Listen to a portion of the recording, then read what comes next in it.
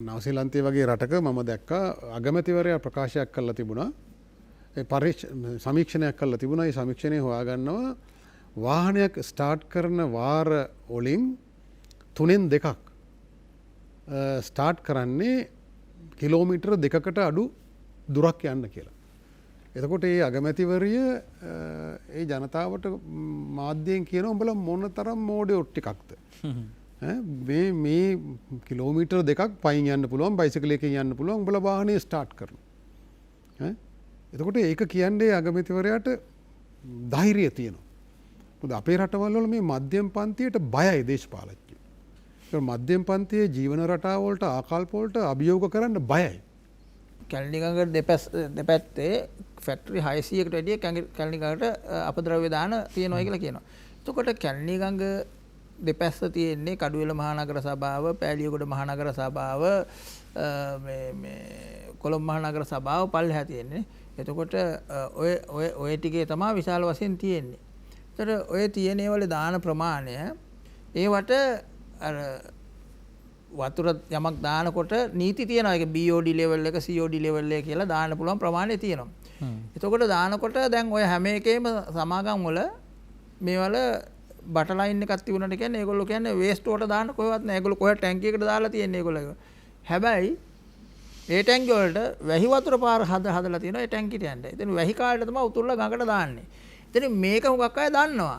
දැන් මේකට නීතියක් හදලා නැහැ. මෙහෙමනම් මේකට නීතියක් නීතිය හදලා තියෙන්න ඕන. මෙහෙම කරන එක වැරදි. එහෙම නැත්නම් දඩ ගන්න. අයිබෝන් සුබ සන්ධ්‍යාවක් ප්‍රාර්ථනා කරන ඔබ සියලු දෙනාටම ඔබ එක්වන්නේ නින්නාද සජීවී සංවාදයේ සමගයි අපි අලුත් අවුරුද්දක් ගෙවලා ඉවර වෙලා ආපහු කලබලයත් එක්කම අපිට අපේ යුතුයකම් වගකීම් රට වෙනුවෙන් කරන්න තියෙන දේවල් අමතක කරන්න බැරි නිසා නැවතත් අපේ සමාජ ප්‍රශ්න දැවෙන ප්‍රශ්න දිහාවට හැරිලා ඒ ප්‍රශ්න පිළිබඳ සංවාදය දියුණු කරන්න කටයුතු කරන්න ආරම්භ කළා. අපේ වැඩ ඇල්ලීම කාර්යය එයයි කියලා අපි විශ්වාස කරන්නේ. අපිට වැඩ අල්ලන්න තියෙන්නේ මහජනයා විසින් මාධ්‍යයට පවරපු වගකීම් ටිකක් තියෙනවා. විශේෂයෙන් අපේ මාධ්‍යයට ඒ ආකාරයෙන් අපි ඉටු කරමින් අලුත් අවුරුද්දේ අලුත් ඉරක් හඳක් යට අපි බලාගෙන ඉන්නවා අලුත් සමාජයක් හදන්න. මේ සමාජයේ හැදීම සම්බන්ධව කටයුතු කිරීමේදී පළමු ස්ථානය අපි දෙන්නේ පරිසරයට. සුදුසු පරිසරයක වාසය කිරීම මංගල කාරණයක් හැටියට බුදුන් දේශනා කළා. හැබැයි අපිට මේ පරිසරය සම්බන්ධව වර්තමානයේ ඇති වෙලා තියෙන කතාවල ඇත්ත නැත්ත හොයා බලන්න වෙනවා. කවුද මේවා මේ සත්‍යයක්ද මේ කතා කියලා. අපි මේ සංවාදයක් ආරම්භ කරන්න කලින් එහි පාදම හදාගන්න, පදනම සකස් කරගන්න. ඒ නිසා තමයි අපි අද කතා කරන්නේ පරිසර විනාශයේ ඇත්ත නැත්ත අපේ මාතෘකාව. මේ සඳහා ආරාධනා කරේ දේශිතයි ජාතික ව්‍යාපාර විද්‍යාල ලේකම් වෛද්‍ය වසන්ත බණ්ඩාර මහත්මයා. අපි ආදරයෙන් පිළිගන්නවා ඔබතුමන්. එතකම මව්බිම් ලංකා පදනමේ අධ්‍යක්ෂ වෛද්‍ය සුමිත් වනරච්චි මහත්මයා අපිත් එක්ක සංවාදයේ ඉන්නවා. හයිබෝන් කියලා පිළිගන්නවා. අපි සංවාදයට අවතීර්ණ වෙමු. පරිසර විනාශය ඇත්ත නැත්ත පරිසරය පිළිබඳ විවිධ සංවාද කතාබහ ඇති වෙලා තිබුණ ඉතිහාසයේ ඉඳන් මේක අද පටන් ගන්න කතාවක් නෙවෙයි. හැබැයි පැමිණිලි චෝදනා රාශියක් තියෙනවා පරිසර විනාශ කරනවා කියලා. මේ වර්තමාන රජයටත් මේ චෝදනාව බරපතල විදිහට ඇවිල්ලා තියෙනවා. මේ අලුත් කතාබහ ඇතුළේ පොඩි උණුසුම් තත්ත්වයක් තමයි තියෙන්නේ මේ සම්බන්ධව. කොහොමද මේ කතාවේ පාදම හදාගන්නේ අපි? මෙහෙමයි ගමගෙබන්තුමා අපි රටක් ලෙස මහා පරිසර ප්‍රශ්නයක් ඇතුළේ තමයි ජීවත් වෙන්නේ. පරිසරයට මහා විනාශයන් සිදු කරමින් තමයි අපි හැම ගතවන දවසක්ම ජීවත් වෙන්නේ. අපි තනිවත් සමාජයක් ලෙසත් රටක් ලෙසත්. ඒකේ ගැඹුර අපි සමාජයේ සාකච්ඡාවට ලක් වෙන්නේ නැහැ. නමුත් වරින් වර මතුවෙන ප්‍රශ්න, එහෙම නැත්නම් මතු කරන ප්‍රශ්න ඔස්සේ අපි මේ පරිසරය දෙස එහෙම නැත්නම් පරිසර විනාශයේ දෙස දකින්න උත්සාහ කරනවා. ඒක විග්‍රහ කරගන්නවා. දැන් මෑත කාලීනව වන විනාශය සම්බන්ධයෙන් විශාල සමාජයේ සංවාදයක් ඇති වෙලා තියෙනවා. ඒක නරක දෙයක් නෙවෙයි. එහෙම විවිධ වකවානු වල ඒ මතුවෙන සංවාද හරහා නව නීති හඳුන්ලා දීලා තියෙනවා. ඊළඟට විවිධ ක්‍රියාන්විත හඳුන්ලා දීලා තියෙනවා. ඒ විනාශයන් වළක්වන්න මහජනයා ඒව සම්බන්ධයෙන් දැනුවත් වෙනවා. ඒ නිසා මේ සංවාදයේ නරක නැහැ. එකම දේ අර මහා ප්‍රශ්නයෙන් වියුක්තව වරින් වර අර කුඩා කෑලි අල්ල ගැනීමෙන් මේ ප්‍රශ්න විසඳන්න අමාරුයි. යම් කාලවල යම් ඒවා යටපත් කිරීමක් හරි පාලනය කිරීමක් හරි සිදු වෙනවා. දැන් වන විනාශ ප්‍රශ්නය ගත්තම වන විනාශය එක්තරා විදියකට ආකාර දෙකකට සිදු වෙනවා. ඒක එක්තරා විදියකට දුප්පත්කමේ ප්‍රශ්නයක් ලෙසත් කියන්නේ මිනිස්සු ජීවත් වීම සඳහා හොර ජාවාරම්කාරයොත් එක්ක එකතු වෙලා කැලෑ කපන්න උදව් කරනවා ගමේ මිනිස්සු. දර කපලා විකුණනවා. ඒක එක්තරා විදියක මේ පිළිගත හැකි දෙයක්. මරිච්ච ගස් වලින් මේ අතු තමන්ගේ මේ එදිනදා ජීවිතේට පාවිච්චි කරන එක ලොකු වරදක් නෙවෙයි කුඩා පරිමාණය. නමුත් ඒවා මහා පරිමාණයෙන් කරන්න ජීවත් වීම සඳහා ආදායම් ඉපසීම සඳහා ගාමී ජනතාවත් එදිනදා ජීවිතයේ ඒ විනාශයට දායක වෙනවා. මහා පරිමාණයෙන් ජාවාරම්කාරයෝ ඒක හැමදාම කළා. ඒතර පොලිසිය යම් අවස්ථාවල හොඳ නිලධාරීන් ඉන්න තැන්වල ඒක කරන්න අමාරු වෙනවා. සමහරට ඒ නිලධාරියා මාරු කරලා ඉවරලා දේශපාලන බලපෑම් මත ඒක දිගින් දිගටම ක්‍රමානුකූලව හෙමින් කරගෙන ආපු දෙයක්. ඒක හැමදාම කරා. නමුත් මෙවර මේ පණ නගින තත්වය ඒ හැමදාම තිබුණු එකේ වර්ධනයක් පමණක්ම නොවේ. මෙතන පොඩි විශේෂ තත්ත්වයක් තියෙනවා. ඒ කියන්නේ ගස් කපලා ආදායම් ලබා ගන්න ජාවාරමක් ලෙස හෝ එදිනදා ජීවත් වෙන්න කරපු වන විනාශය ඉක්මවා යන ක්‍රියාවලියක් දැන් සිදු වෙනවා. මේක බැඳිලා තියෙනවා ඉඩම් කොල්ලයත් එක්ක. ඒ කියන්නේ වර්තමාන රජය රජයේ පැත්තෙන් ගත්තම යම් න්‍යායාත්මකව විග්‍රහ කරගන්නවා වෙන්න පුළුවන්. මේ තියෙන භූමියෙන් උපරිම ප්‍රයෝජන ගන්න ඕන. ඒ නිසා කුසිකර්මාන්තයට මහා පරිමාණ කුසිකර්මාන්තයට ඉඩම් ලබා දෙන්න ඕන කියන ප්‍රතිපත්තිමය තීන්දුව යටතේ වෙන්න පුළුවන් එක කරන්නේ.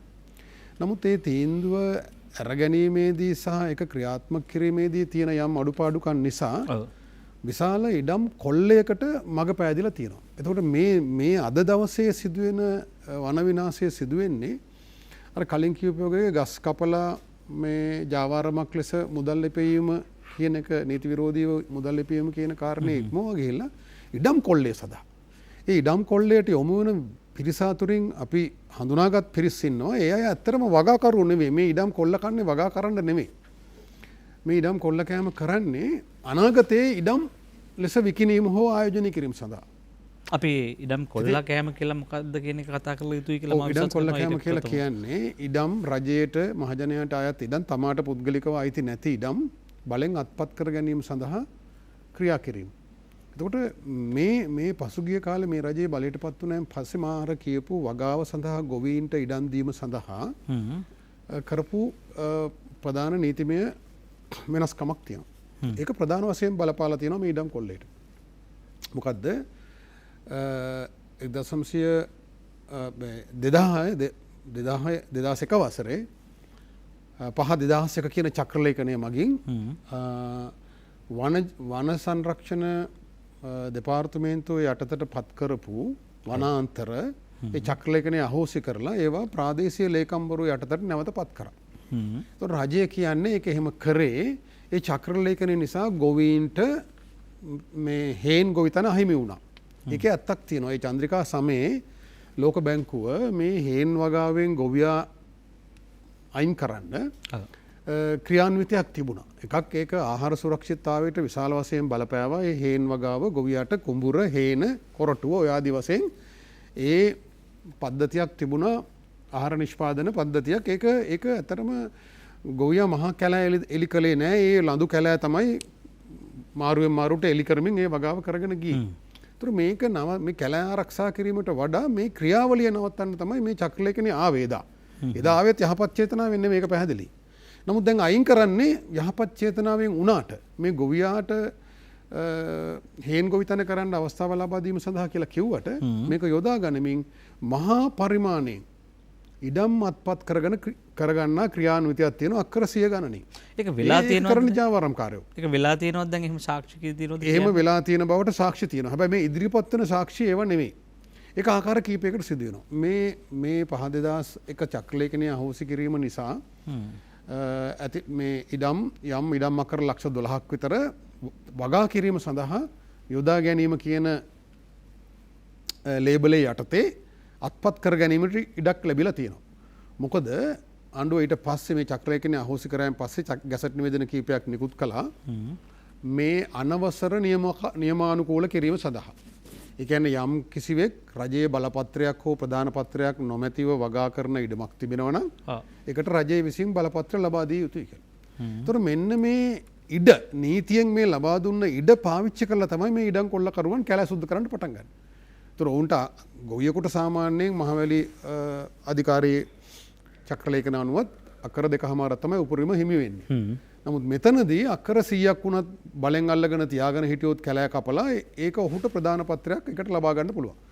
එතකොට එහෙම බලෙන් අල්ලගත්ත ඉඩමට රජයේ ප්‍රධාන පත්‍රයක් ගත්තොත් 1998 ඉඩම් හිමිකම් ලියාපදිංචි කිරීම පනත යටතේ ඔහුට පුළුවන් වෙනවා හිමිකම් පත්‍රයක් ගන්න යම් කාලයකට පසු. එතකොට දැන් මේකෙදී මේ ඒ සාක්ෂි ඉදිරිපත් කිරීම කියන එකෙත් බොහොම දුර්වලතා තියෙනවා. එතකොට මේ අවුරුදු ගානක් වගා කරලා කියන එක නෙමෙයි. මේ චක්‍රලේඛනය ආවන් පස්සේ කැලේ කැපුවත් ඔහුට කියන්න පුළුවන් මේක මම අවුරුදු ගානක් මේ ඉඩම පාවිච්චි කරා වගාවට මේ කැලේ වැවිලා තුන මම නැවත එලි කරා මේක මගේ කියලා. එතකොට මෙන්න මේ ඉඩම් අත්පත් කර ගැනීමට ඉඩ සංවර්ධනයේ නාමයෙන් ඉඩ සැලසීම නිසා තමයි මේ ඉඩම් කොල්ලකරුවන් කැලෑ ඇතුළට රිංගලා ඉඩම් මල්ලීමට උත්සාහ කිරීමෙන් තමයි මේ කැලෑ කැපීම වැඩි වුණේ. අර ගස් එක දෙක හොරෙන් කපාගෙන පටවගෙන ගිහිල්ලා කරපු ජාවාරම දෙතුන් ගුණයකින් වැඩි වුණා ඉඩම් කොල්ලය මේකට සම්බන්ධ වෙච්ච නිසා. ඊට අමතරව මහවැලි අධිකාරිය සතු ඉඩම් සහ ඉඩම් ප්‍රතිසංස්කරණ කොමිසම සතු ඉඩනුත් මහා පරිමාණයෙන් අක්කර 500 1000 ඒ වගේ මහා සමාන සමාගම් ඉල්ලලා තිබුණු අපි ඒ ලයිස්ට් බැලුවම අක්කර 10,000 5,000 15,000 ඒ වගේ විශාල ප්‍රමාණයක් පවා ඒ සමාගම් ඉල්ලලා තිබුණා. ඒතකොට මේ ඉඩම් දැනට කැලෑ තියෙන ඉඩම් අවශේෂ කැලෑ ලෙස හැඳින්වෙන ඉඩම්. මහවැලි යටතේ තියෙන ඉඩම් වලත් දැන් මාදුරුවේ එහෙම ඒ කැලෑ ඉඩම් තමයි පවරන්නේ මේ මහා සමාගම් වලට. ඒතකොට ඔවුන් මේ ඉඩම් සංවර්ධනය කිරීම සඳහා කැලෑ කපනවා. එතකොට වන විනාශයක් සිද්ධ වෙනවා. හැබැයි මේ මහා ප්‍රශ්නේ නෙමෙයි ගොඩක් වෙලාට මතුවෙන්නේ දැන් අර සිංහරාජය ආශ්‍රිතව සිදු වුණේ සිංහරාජයේ කැලේ නෙමෙයි ඒක කපලා තිබුණේ. සිංහරාජයේ රක්ෂිතය ලෙස වෙන් කරපු භූමියට ආසන්නයේ තියෙන ඉම් පිටත තියෙන පුද්ගලික ඉඩමක තමයි කැලෑ කපන්නේ. සිංහරාජයේ නෙමෙයි. හැබැයි ඒක අනවසර ඒකටත් අවසර ගන්න ඕන පරිසරාධිකාරියෙන්. නමුත් එහෙම අරන් තිබුණේ නැහැ ඒක වරදක්. ඉතින් එවැනි වැරදි කල්ලු සිදු වුණා. දැන් උදාහරණයක් විදියට හන්තානේ අක්කර 30ක භූමියක හිටපු අමාත්‍ය කවුද අපේ නුවර දිස්ත්‍රික්කයේ මේ කිරියල්ල ඇමතිවරයාගේ දියණිය. ඉතින් ඇය කළෙත් ඇය කියනවා නෑ මේක මගේ පුද්ගලික ඉඩම. හැබැයි මේ පුද්ගලික ඉඩම නීතියට අනුව මේ පුද්ගලික ඉඩම රක්ෂිතයට යාබද නිසා රක්ෂිතයේ කලාපයේ පිහිටා තිබෙන නිසා ඇයට කැලෑ එලි කරන්න බෑ. ඒකට අවසර වුණා. අවසර දෙන්නේ නෑ ඒ කලාපයේ කැලෑ කපන්න. ඉතින් එතකොට එදත් ඒවා සිදු වුණා. හැබැයි එදා ඒවා මතු කරන්නේ නැතුව අද මේවා මතු කරන්නේ යම් පටු දේශපාලන උමනාවකට බව පැහැදිලි. ළඟට අර පිටරට සිදුවෙච්ච යම් කැලෑ කැපීම් වල පින්තූරක් දාලා මේකේ අවුලක් හදලා තියෙනවා. ඒ අවුල ඇතුලේ සැබෑ ප්‍රශ්නේ අඳුන ගන්න නැතුව මේක දේශපාලන ප්‍රශ්නයක් බවට පත් කරගෙන තියෙනවා. එතකොට අපිට හැඟෙන්නේ මේ පරිසර ප්‍රශ්නය අපි අල්ලගෙන තියෙන්නේ වැරදි පැත්තෙන්ද? එහෙම නැත්නම් කාගේ හරි දේශපාලන ව්‍යාපාරයක හෝ දේශපාලන මත වගා කිරීමකට නැත්නම් මත ප්‍රවර්ධනයක කොටසක් හැටියටද මේක සාමාන්‍ය ජනතාවට අවිල්ලා තියෙන කියන ප්‍රශ්නය අපිට තියෙනවා සුමිත් මහත්තයා. හැබැයි ගස් කීපයක් කපුවාම කොට ලොරියක් දැක්කහම එහෙමත් නැත්නම් නාය ගියාම ජලය ගලපුවාම ඔන්න පරිසර ප්‍රශ්න එනවා ආය යට යනවා. දැන් මම කියන්නේ මේ ප්‍රශ්නේ ඇතුලේ අපිට මේ පරිසර ප්‍රශ්නේ සැබෑ පදනම අපි ශ්‍රී ලංකාවේ මේ සංවාදය ඇතුළේ ඉන්න කට්ටිය හඳුනගෙන තියෙනවද ඔබතුමා දකින්න හැටියට?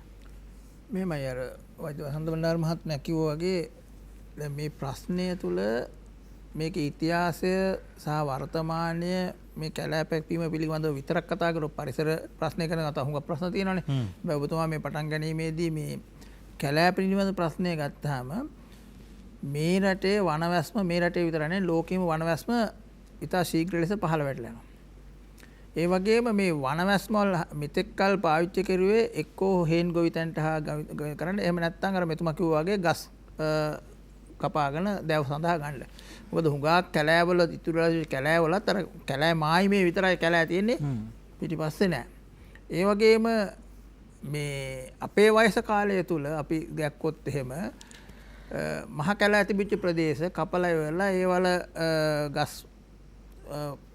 උළු පෝරන් වලට අර මේ පැට උප දර ඔක්කො කරලා ඉවරලා අද ඒ ප්‍රදේශවල තියෙන උදුළු මිටක් කපා ගන්න ගහක් නැති. ඒතර මේක ඉතිහාසයත් තුළ දිගට ආපු දෙයක්. හැබැයි ප්‍රශ්නේ තියෙන්නේ මෙතුමා කිව්වා වගේ මේ සැබෑ ප්‍රශ්නේ යට යනවා. දැන් ඔය කවුරුත් කතා කරන්නේ අර අවුරුදු 40ක විතරද තේවත්තක ඉඩමක් තිබිච්ච ගස් වර්ගයක් අපු විශාල සද්දයක් ආවා මේ කතා කරලා. හැබැයි ඊට වැඩිය අර අපේ වනිලා ඇතුළාගේ පැත්තේ කතා කරුවා කියලා ඒකට ලොකු ප්‍රතිචාරයක් ආවේ නැහැ. එතකොට දැන් මෙතුමා කිව්වා වගේ අර ඉඩම් අත්පත් කර ගැනීමේ විශාල ව්‍යාපාරයක් කරන ඒකේ දේශපාලනික පැත්ත කතා කරන්නේ. ඒක රටේ පාලකයාට ඒක පැහැදිලි කරලා දෙන්නේ නැහැ. විශාල තෙරපුමක් තියෙනවා රටේ දේශීය නිෂ්පාදන වැඩි කරන්න ඕන. ඒ කියන්නේ ආහාර නිෂ්පාදනය කරන්න ඕන. දැන් උදාහරණයක් කියලා ගත්තොත් ඔය වන විනාශය සඳහා ඔය කතා කරන ඉඩම් වලට ගිහිල්ලා තියෙන රටේ විශාල වශයෙන් සත්ව ආහාර සඳහා මිනිස් පරිභෝජනය සඳහා අවශ්‍ය බඩේරුගු නිෂ්පාදනය කිරීම සඳහා තීන්දුවක් කරගත්තාම ඒකට ඉඩම් නැහැ. ඉඩම් ඕන අලුතෙන් ඉඩම් ඕන. ඒ ඉඩම් වල ඊට පස්සේ මහා පරිමාණයේ වගාවක් කරන්න යන්ත්‍රෝපකරණ දාන්න ඕනේ. යන්ත්‍රෝපකරණ දාන්න තනිතලා ලොකු බිම් තියෙන්න ඕන. ඔන්න ඔය ආකාරයෙන් තමයි ඔවා එන්නේ. ඊට පස්සේ ඒවට ආයෝජනය කළ හැකි පුද්ගලයෝ හොයනවා. ඊට පස්සේ ආයෝජන පුද්ගලයෝ කිව්වහම ඊට පස්සේ වෙනත් මුදල් හදල් තියෙන කට්ටිය මේකට එනවා. ඒතර ඔය ප්‍රශ්නේ දේශපාලනික වශයෙන් සත්‍ය වශයෙන් එලිපිට කතා කරලා දකින්නේ නැහැ. අර පුංචි පුංචි කෑල්ලක් අරගෙන අර පොඩි ළමයෙක් අවුස්සලා හරි තව කෙනෙක් ගෑනු කෙනෙක් කතා කරන නිලධාරියෙක් කතා කරුවා හරි එහෙම නැත්නම් අර මහා මාර්ගයේ මැද්දේ තිබිච්ච එක ගසක් ගැන හරි ඔය වගේ වතාව විශාල කාරණා දෙනවා. හැබැයි අපිට දැනගන්න මේ රටේ මේ අපිට තියෙන මේ වර්ග ප්‍රමාණය අපිට අඟලක්වත් වැඩි වෙලා නැහැ. මේ තියෙන භූමියත් මූදට හොදලා ගිහින් තියෙනවා. එතකොට මේ තියෙන ප්‍රමාණය වන විනාශය වන වැස්ම එක පැත්තකින් අපිට වෙනත් රටවල් එක කතා කරද්දී කියනවා අපේ උඩට තවමත් ගියාම වන මේ හරිත ආකාරයෙන් පේන්නේ කියලා. ඒ වගේම වනවැස්ම පින එක පිළිබඳව එක එක රටවල් වලට ගත්තාම සමහර රටවල හෙක්ටාරයකට ගස් 20ක් තිබ්බත් ඒක වනයක්. හැබැයි අපේ එහෙම නෙමෙයි. අපි මේ ගර්ම කලාපීය රටක් අපේ ඉතුරු වෙලා තියෙන අපි හිතන විශාල ජෛව විවිධත්වයක් තියෙනවා. ඒකේ අයිතිකාරය බවට පත් වෙලා තියෙන විශාල වශයෙන් විනාශ වීම අපිට ආරක්ෂා කරගන්න ඕනේ. උදාහරණයක් කියලා ගත්තොත් අලියා කියන සතා අද විතරක් නෙවෙයි අලි මිනිස් ගැටුම අතීතයේ ඉඳන් තියෙනවා. දැන් කැලෑ කැපීම ගත්තාම අතීතයේ ඉඳන් කපලා තියෙනවා. හැබැයි අපිට දැන් මේක එක්තරා අවස්ථාව එක්තරා ප්‍රමාණයක් ඇතුළේ මෙතනින් එහාට කැපියන්න බෑ. මේ ඉතුරුලා ටික අපි ඉතුරු කරගන්න ඕනයි කියන එක. හැබැයි මෙතන ප්‍රශ්නයක් තියෙනවා. දැන් මිනිස්සු කැලෑවත් එක්ක ගනුදෙනු කිරීමේදී තමන්ගේ අවශ්‍යතාවය මත මේ උදුළු මිටක් කැටි මිටක් කපා ගැනීම සහ පොඩි ගේකට පරාලයක් කපා ගැනීම නෙමෙයි මේ කතා කරන්නේ. නෑ ඒක නෙමෙයි. මහා පරිමාණයෙන් රාජ්‍ය අනුග්‍රහය සහිත මෙතුමා කිව්වා වගේ නීති රීති ඒවට තියෙන රෙගුලාසි ඉවත් කරලා මේ කතාව කරනවා නම් දැන් ওই කතාවෙන් වෙච්ච තව ප්‍රශ්නයක් තමයි අපි දැක්කා ටීවී එකේ. අර දැන් අනවසරයෙන් පදිංචි වෙලා හිටපු මිනිස්සු මේ රටේ මිනිස්සු. හුඟක් අය සමහරට අර යුද්ධ කාලයේදී මෙහාට ඇවිල්ලා කොහේ කන්තලේ සිද්ධිය. ඔව්. එතකොට මේ අන්තිමේදී නිලධාරියාට තියෙන නීතියක්. ඒ නිලධාරියා නීතිය ක්‍රියාත්මක කරන්න හැබැයි මේ රටේ හුඟක් නීති තිබුණාට සමහර දේවල් ක්‍රියාත්මක කරන්නේ ඒවා සමාජ සුභසිද්ධිය සඳහා හෝ එහෙම නැත්නම් සංස්කෘතික වශයෙන් නොකරන නිසා. ඒවා එක්තරා කාලවල නීති දැම්මට. හැබැයි නීති අවශ්‍ය වෙලාවට භාවිත කරන්න දෙනවා. ඒතර දැන් අවුරුදු පරම්පරා දෙකක් පදිංචිලා හිටිය මිනිහෙක් අනවසර නිසා ඉතින් අවසානයේ උසාවියට ගන්න උසාවිය කියන නීතිය ක්‍රියාත්මක කරන්න. ඉතින් නිලධාරියා එවෙලේ නීතිය ක්‍රියාත්මක. මොකද්ද නීතිය තියෙන්නේ? ඔහුව එළියට දාලා දාන්න ඕනේ. ඒතකොට මේ පුද්ගලයෙක් එළියට දාලා දාන්නේ වනය ආරක්ෂා කිරීමේ නීතිය මත. හැබැයි ඒ වගේ ඕන තරම් මිනිස්සු ඉන්නවා. ඒතකොට මේ නීතියෙන් කියන මේ මිනිස්සු නියමානුකූලව කරන්න නීත්‍ය අනුකූලව කරන්න මේ තමයි මේ අර කිව් ගැසට් එක ගහන්නේ. හැබැයි මේවට තෙරපුමක් විශාල තෙරපුමක් දෙනවා සමාජ ක්‍රියාකාරකයන් යයි කියා ගන්නා පුද්ගලයෝ මේ කැලේට අතවත් තියන්න එපයි කියලා. හරි කැලේට අතවත් තියන්න එපා තමයි. හැබැයි එහෙම කළ හැකි දෙකපාරට. දැන් අර පුද්ගලයා අර පවුල කොහොමද එළියට ඇදලා දාන්නේ? ඒ පුද්ගලයා ඔයා හරි මම හරි නම් ඒ පවුල නම් මොකද අපිට හිතෙන්නේ? මෙතන ප්‍රශ්නයක් තියෙනවා දැන් සමහර මහා පරිමාණයේ මම කියන්න ආවේ මේ ගමික මහත්තයා මේක පිළිබඳ අපි පූර්ණ චිත්‍රය දිහා බලන්න නැත්නම් අපිට මේ සියලු දේවල් නැති වෙනවා.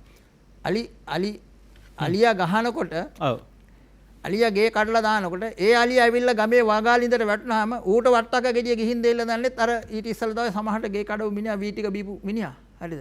ඒ අලියා ගොඩට ඇවිල්ලා අර අමාරුවෙන් ගොඩ දාලා පස් කපලා එළියට දාපු මිනිහට තමයි ඒ අලියම ඇවිල්ලා ගහලා මරන්නේ. නේ?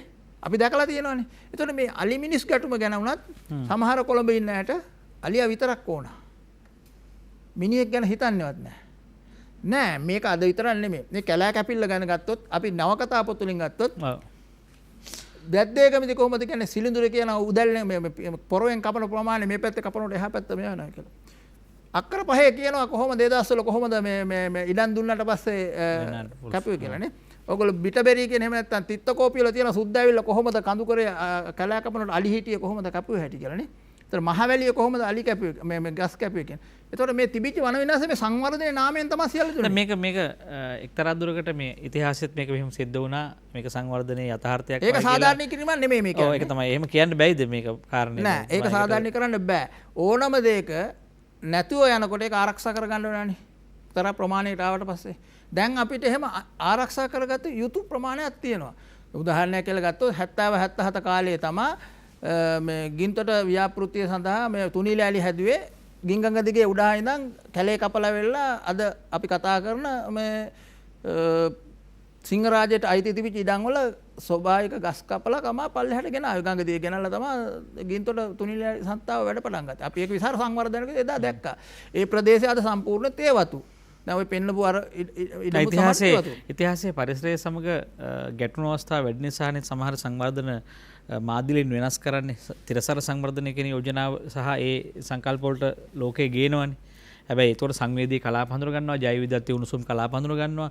ශ්‍රී ලංකාව ආයේ ගත්තාම රතු තිතක් මේ ආසියාවේ පෙන්නන්නේ. ඊටාම උණුසුම් ස්ථාන. දැන් මේ අපි මෙතුමා කතා කරන්නම් දැන් වසන්ත බණ්ඩාර මහත්මයා දැන් අපි මේ ගැන හැමදාම කතා කරනවා. ඒක දැන් පරිසරය කියලා ගස් කපන එක ගැන කතා කරනවා. හැබැයි මෙතුමා කිව්වා වගේ විශාල සංචාරක කලාප ඇතිකරන්න ඉඩම් වෙන් කරලා සීමා දාලා අලි වැටවල් ගහලා මේ අලින්ගේ වාසභූමි ටික අත්පත් කරගෙන මේ අලි පෙන්නලා සල්ලි ගන්න පුළුවන් කියන ව්‍යාපෘති වලට ගිහිල්ලා තියෙනවා. ඒතර මේ කුඩා මිනිහෙක් ඇදලා එළියට දානවා බලහත්කාරයෙක්. දරු පැටවු එක්ක එළියට යනවා. එළියට වීසි කරලා මේ වෙන මහා සමාගම් වලට සහ මහා තැන් වලට මේ ඉඩම් නිදහස් වෙනවා. දැන් මේවා කොතනද මේ කතා වෙන්නේ? මේවට එහෙම අයිතියක් තියෙනවා රජයකට කරන්න. මොකද්ද මේක කියන්නේ පරිසර එක පැත්තකින් පරිසරය රකින්නවා කියලා පෙන්නනවා අර මාධ්‍යවලදී කුඩා මිනිස්සු එළියට දාලා. එහෙම එළියට දාන ගමන් මහා මිනිසුන්ට ඉඩ හැදෙනවා මේක ඕන විදිහට කාලා බීලා විනාශ කරන්න. මොකද්ද මේ අසාධාරණ කොහෙන්ද පටන් ගන්න? මෙහෙමයි දැන් අපිට එදිනදා ජීවිතයේදී පේන අර මහජනයා කරන දේවල් වැලි ගොඩ දාන ඒවා කිව්වර කෙලෙන් ගහක් කපාගෙන ඒක විකුණු ගන්න එක හරි ගෙදර වහලට ලී ගන්න එක හරි. දැන් ඒක හැමදාම පොඩි ප්‍රමාණයෙන් තිබුණු එකක්. ඊළඟට පරිසර දූෂණය කියන එක ජල දූෂණය වායු දූෂණය කසල බෑර කිරීම අවිදුමත් ඒවා සම්බන්ධයෙන් ගත්තම ඒවා යම් කාලයකදී අපි කිසිසේත්ම නොකළ දේවල්. දැන් උදාහරණයක් අපි ජලයට තිබුණු ගෞරවය අපි අපේ ආදි කාලීන සමාජයේ අපි වැවට ඒ පුද පූජා පවත්වලා වැව කියන එක දේවත්වයෙන් සැලකුවා. එතකොට ඒ කියන්නේ කුඩා දරුවගේ එදිනදා ජීවිතයේදී ඒ වත්පිළිවෙත් අනුව වත්පිළිවෙත් වලින් තමයි සමාජයේ යම්කට ගරු කරන්න පුරුදු වෙන්නේ. අපි දෙමව්පියන්ට ගරු කරන්න අපි උදේ හවස වඳින්න අපිට පුරුදු කරලා තියෙනවා. අපි එකට ගාතාවක් කියනවා. ඒ ගාතාවේ තේරුම කිව්වම තමයි අපිට ඇසට කඳුළු වෙනවා. ඒක මොන තරම් දෙයක්ද ඒකේ ගැඹුර කොච්චරද කියලා. එතකොට වැව රකින්න වැවට පුද පූජා කරන්න පුරුදු කරලා තිබුණා. කුඹුරටත් එහෙමයි. ඒ කුඹුරේ වී මේ ඒ ක්‍රියාවලිය තුළ විවිධ අවස්ථාවල ඒක පූජනීය දෙයක් විදිහට හඳුන්වලා වත්පිළිවෙත් හඳුන්වලා දීලා තිබුණා.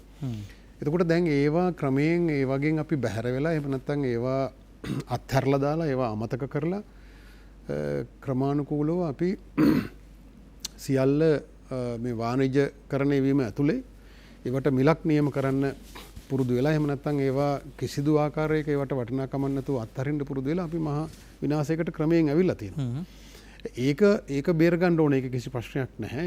ඒක දැන් උදාහරණයකට අපි ලෝක ජල දිනය ගැන අපි කතා කරනවා. ඒ පරිසර දින තියෙනවා.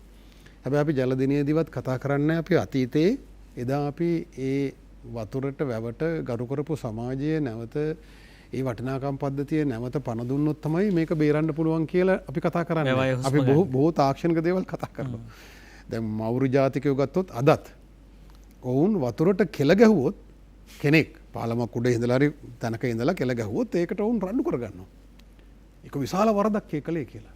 ඒ අද මේ නූතන ලෝකෙත් ඔවුන් උන්ගේ ඒ සම්ප්‍රදායනුකූල ඒ වටිනාකම් පද්ධතිය රැකගෙන තියෙනවා. එතකොට වතුරට කෙල ගැහුවොත් තරහ යන මිනිස්සෙක් කිසි දවසක වතුරට දූෂණය කරන්න ඒක විනාශ කරන්න කටයුතු කරන්නේ නැහැ. පෙරුදිරය. ඔව්. හැබැයි මේකේ අනික් පැත්තෙන් ගත්තම දැන් අපි එහෙම ගෞරව කළ පමණින් මේක රැකෙන්නෙත් නැහැ. ඒකේ යම් සුභාධර්මයේ නියාමයන් පිළිබඳව අවබෝධය අවශ්‍යයි.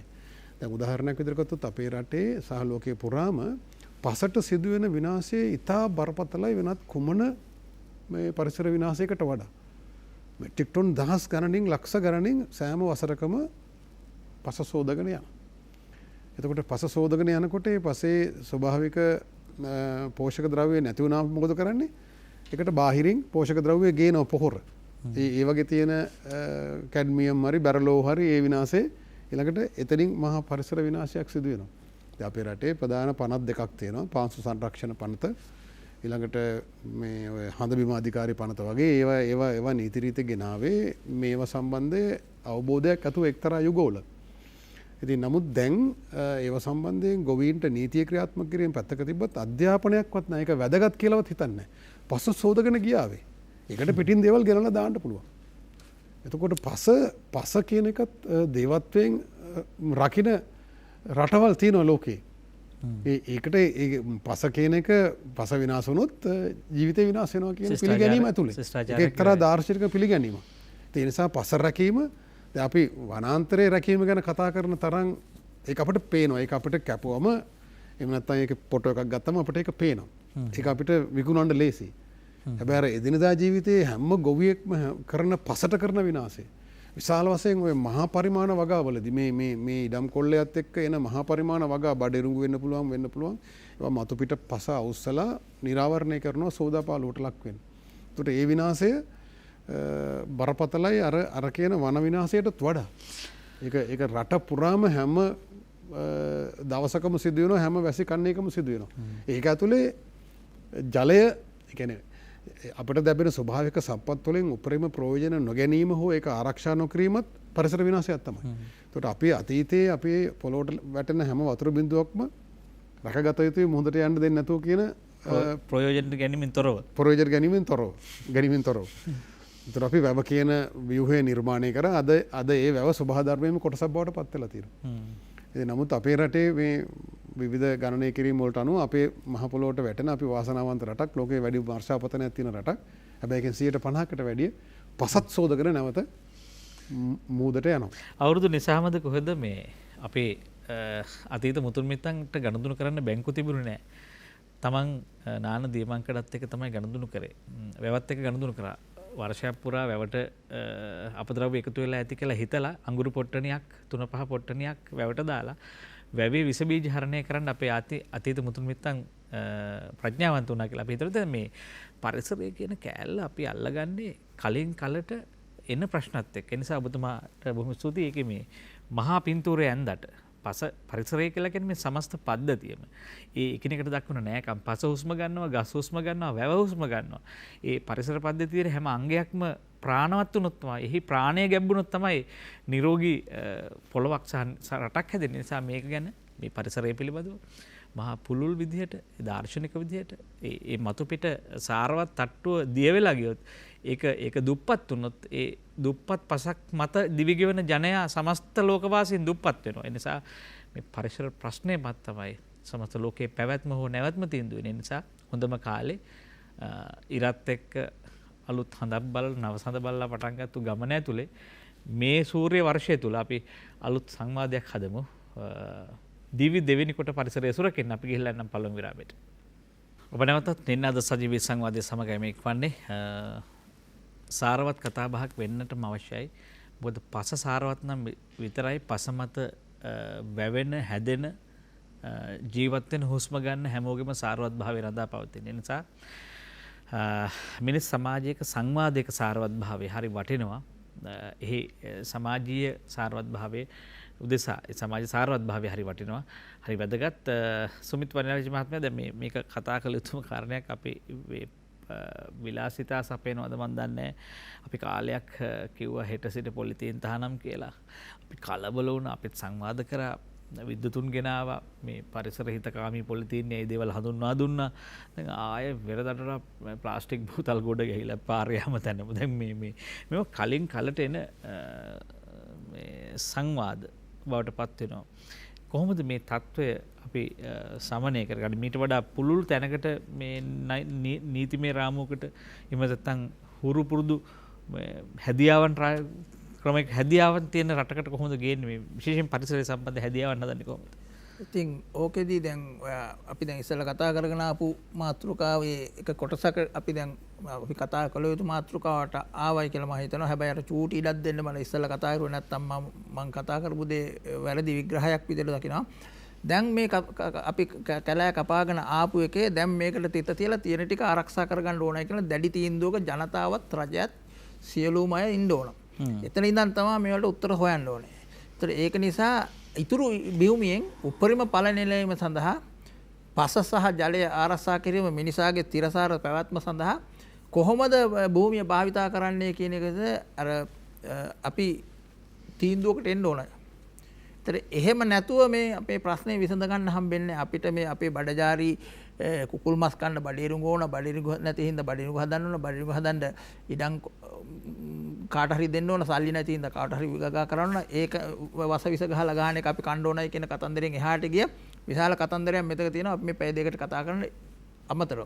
ඒක නිසා තීන්දුව ගැනීමේදී අපි එතෙන්ට එන්න ඕන රටක් වශයෙන්. ඔබතුමා දැන් කතා කරපු ප්‍රශ්නය තුල අපි මේ ප්ලාස්ටික් කියලා කියන්නේ මොකද? අපේ තියෙන මේ විකෘති පරිභෝජන රටාව තුළ අපි විසින් ඉවතලන ද්‍රව්‍යයක්. ඒතර අපේ තියෙන අපිට වෙලාවක් නැතිකම හෝ අපි විසින් හදාගත්තු මේ ජීවන රටාව තුළ හැමදේම කඩෙන් ගෙනල්ලා කන තත්ත්වය තුළ හැමදේම කඩෙන් ගෙනල්ලා බොන තත්ත්වය තුළ තමයි අද වෙනකොට වතුර බෝතලෙත් වතුර ටිකත් බෝතලෙන් බොන තත්ත්වයට ඇවිල්ලා තියෙන්නේ. ඒක පැෂන් එකක් කරගෙන තියෙන්නේ නේ. ඔය දන්නවා ගෙවල් වලට ගිහිල්ලා දැන් මේ වතුර සමහරට හොඳ වතුර තියෙන තැන් වල වතුර බෝතල් වලින් බොන්නේ. ගෙදරට ගෙනල්ලා ලොරියෙන් බානවා. ඒ අරින්න කඩේ යනකොට හැමතැන අපි යනවා. ඒතර දැන් මේ ප්ලාස්ටික් වතුර බෝතල් ප්‍රශ්නේ ධම්මට වගේම ඊට වඩා විශාල ප්‍රශ්නයක් මේ ගිය අවුරුද්ද තුල ලෝකෙට ඇති කරනවා. මට එතනම පොඩි ප්‍රශ්නයක් අහන්න ඉඩ දෙන්න සුමිත් මහත්මයා. දැන් අපි මේ වතුර බොන වතුර දූෂණය කරලා ආයෙ පිරිසිදු කරලා බොනවා. ඒක තමයි මේ පිරිසුදු වතුර තියලා ඒක ආය දූෂණය කරලා ආය පිරිසුදු කරලා බොනවා. දැන් මොකද්ද මේ ක්‍රියාවලිය? පිරිසුදු කරපු වතුර මේ නගර සභාවෙන් මේ දෙනකොට ඒක බොන්න නැතුව මේ කඩෙන් බෝතලේ අරන් බොනවා. ඒක ඊළඟ ප්‍රශ්නේ. ඊළඟ ප්‍රශ්නේ. ඒ කියන්නේ අපේ රටේ දැනටත් කියන්නේ ඒකේ තියෙන ක්ලෝරින් ප්‍රමාණය පිළිබඳ ප්‍රශ්නයක් තිබුණාට සමස්තයක් ලෝකේ WHO මේ ඔල ස්ටෑන්ඩඩ්ස් වලට අනුව ගත්තාම ශ්‍රී ලංකාවේ වෝටර් බෝඩ් එකෙන් දෙන වතුර ඕනම ටැප් එකකින් බොන්න පුළුවන්. එහෙම ඒවා තමයි දෙන්නේ. අපි টয়ලට් එක ෆ්ලෂ් කරන්නේත් ගෙදර ඒ මීටරයෙන් එන එකෙන් තමයි. එකපාරක් එක්කෙනෙක් යනවා ඒ ගියාට පස්සේ තව එක්කෙනෙක් යනවා හැම හැම තැන ලීටර 5ත් 8ත් ප්‍රමාණයක් ඕක ෆ්ලෂ් කරනවා අපිනේ. උදේට 4 දෙනෙක් 5 දෙනෙක් වැටර යන්න හිටියා නම් දෙපාරක්වත් එක්කෙනෙක් යනවා. ඉතින් විශාල ප්‍රමාණයක් වතුර යනවා. ඒතර මේ වතුර අපි මේ පිරිසුදු කරන්නේ දෙන ඒවා තියෙද්දිත් බොන්න පුළුවන් ක්‍රම තියෙද්දිත් අපි මේ ගන්නවා. මම කොළඹ නගරයේ ඉන්නේ. මම අවුරුදු 20කට ඉට වෙලා මම ටැප් එකෙන් කට තියලා බොනවා අදටත්. මට මොකුත් වෙලා නැහැ. ටැප් වතුර එන්න දූෂණ වීම ප්‍රමාණයක් තියෙනවා. හැබැයි ඔය කියන වතුර බෝතල් වල තියෙන කොච්චරද කියලා අපි දන්නේ. මේ පැෂන් එකක් හදාපු තියෙන වරද. එතකොට මේ පරිභෝජන රටාව පිළිබඳව මිනිසුන්ට දැනුමත් තේරුමක් තියෙන්න ඕන. මිනිසුන්ට ඒක හදවට දැනෙන්න ඕන. ඒ කියන්නේ මිනිසුන්ටත් මේක හැංගීමක් නැහැ. මිනිසුන්ට හැංගීමක් නැතිව පාලකයන්ට හැංගීමක් නැහැ. ඒ කට්ටිය මේ මාතෘකා ගේනවා, රකින්නවා කියනවා, නීති හදන්නේ නැහැ. උතරද වරද්ද? මේවනේ දැන් උදාහරණයක් ගත්තොත් පහුගිය දවස්වල ෂැෂේ පැකට් තහනම් කරන්න. ඒක ඇත්තටම පහුගිය දැන් අපි දන්න කාලේ ඒක අවංක නිලධාරි ප්‍රමාණයක් මේ සඳහා විතර සටනක් කෙරුවා දිගින් දිගට. හැබැයි අවසානයේ මොකද වෙන්නේ? මහා සමාගම් විසින් තමයි ෂැෂේ පැකට් හදාලා දෙන්නේ නේ. ඒතර ඒගොල්ලෝ කියනවා ඒගොල්ලෝගේ හදපු ටික තියෙනවා ඒගොල්ලෝ විසි කරන්න දෙන්නේ. ඒක තව ටික කාලයක් දිගාර ගන්නවා. අර ටික දාන්න. මෙහෙමනේ මේ පරිභෝජන රටාව අපි තීන්දුව ගන්නකොට තමයි සුමිත් මහත්මයා දැන් මෙතුමා කිව්වා වගේ අර අපේ ඉතිහාසයේ මුතුන් මිත්තු මහ විශාල වැව් හැදුවා.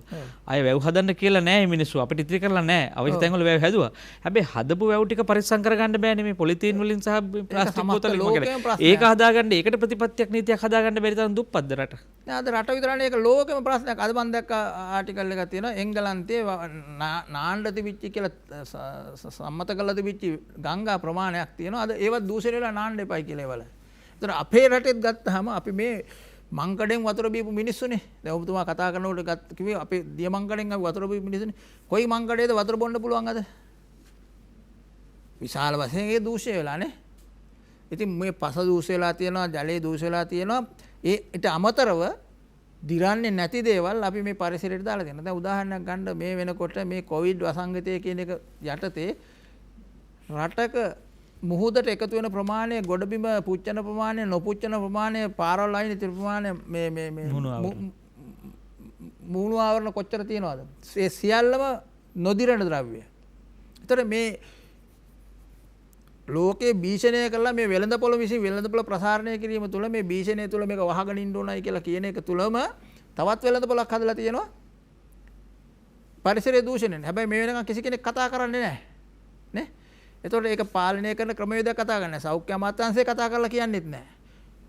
උඩුදුවට පස්සේ කවදාද කතා කරා. සෞඛ්‍ය අමාත්‍යාංශෙත් පටන් ගන්නකොට කතා කරුවේ මොකද? මෙහෙම අත වහන්න කියලා කට වහන්න කියලා WHO එකේ කරපු වීඩියෝ එකක් නැවත විකාශනය කරලා හදලා වෙලා මෙහෙ කෙනෙක් දාලා කෙරුවා.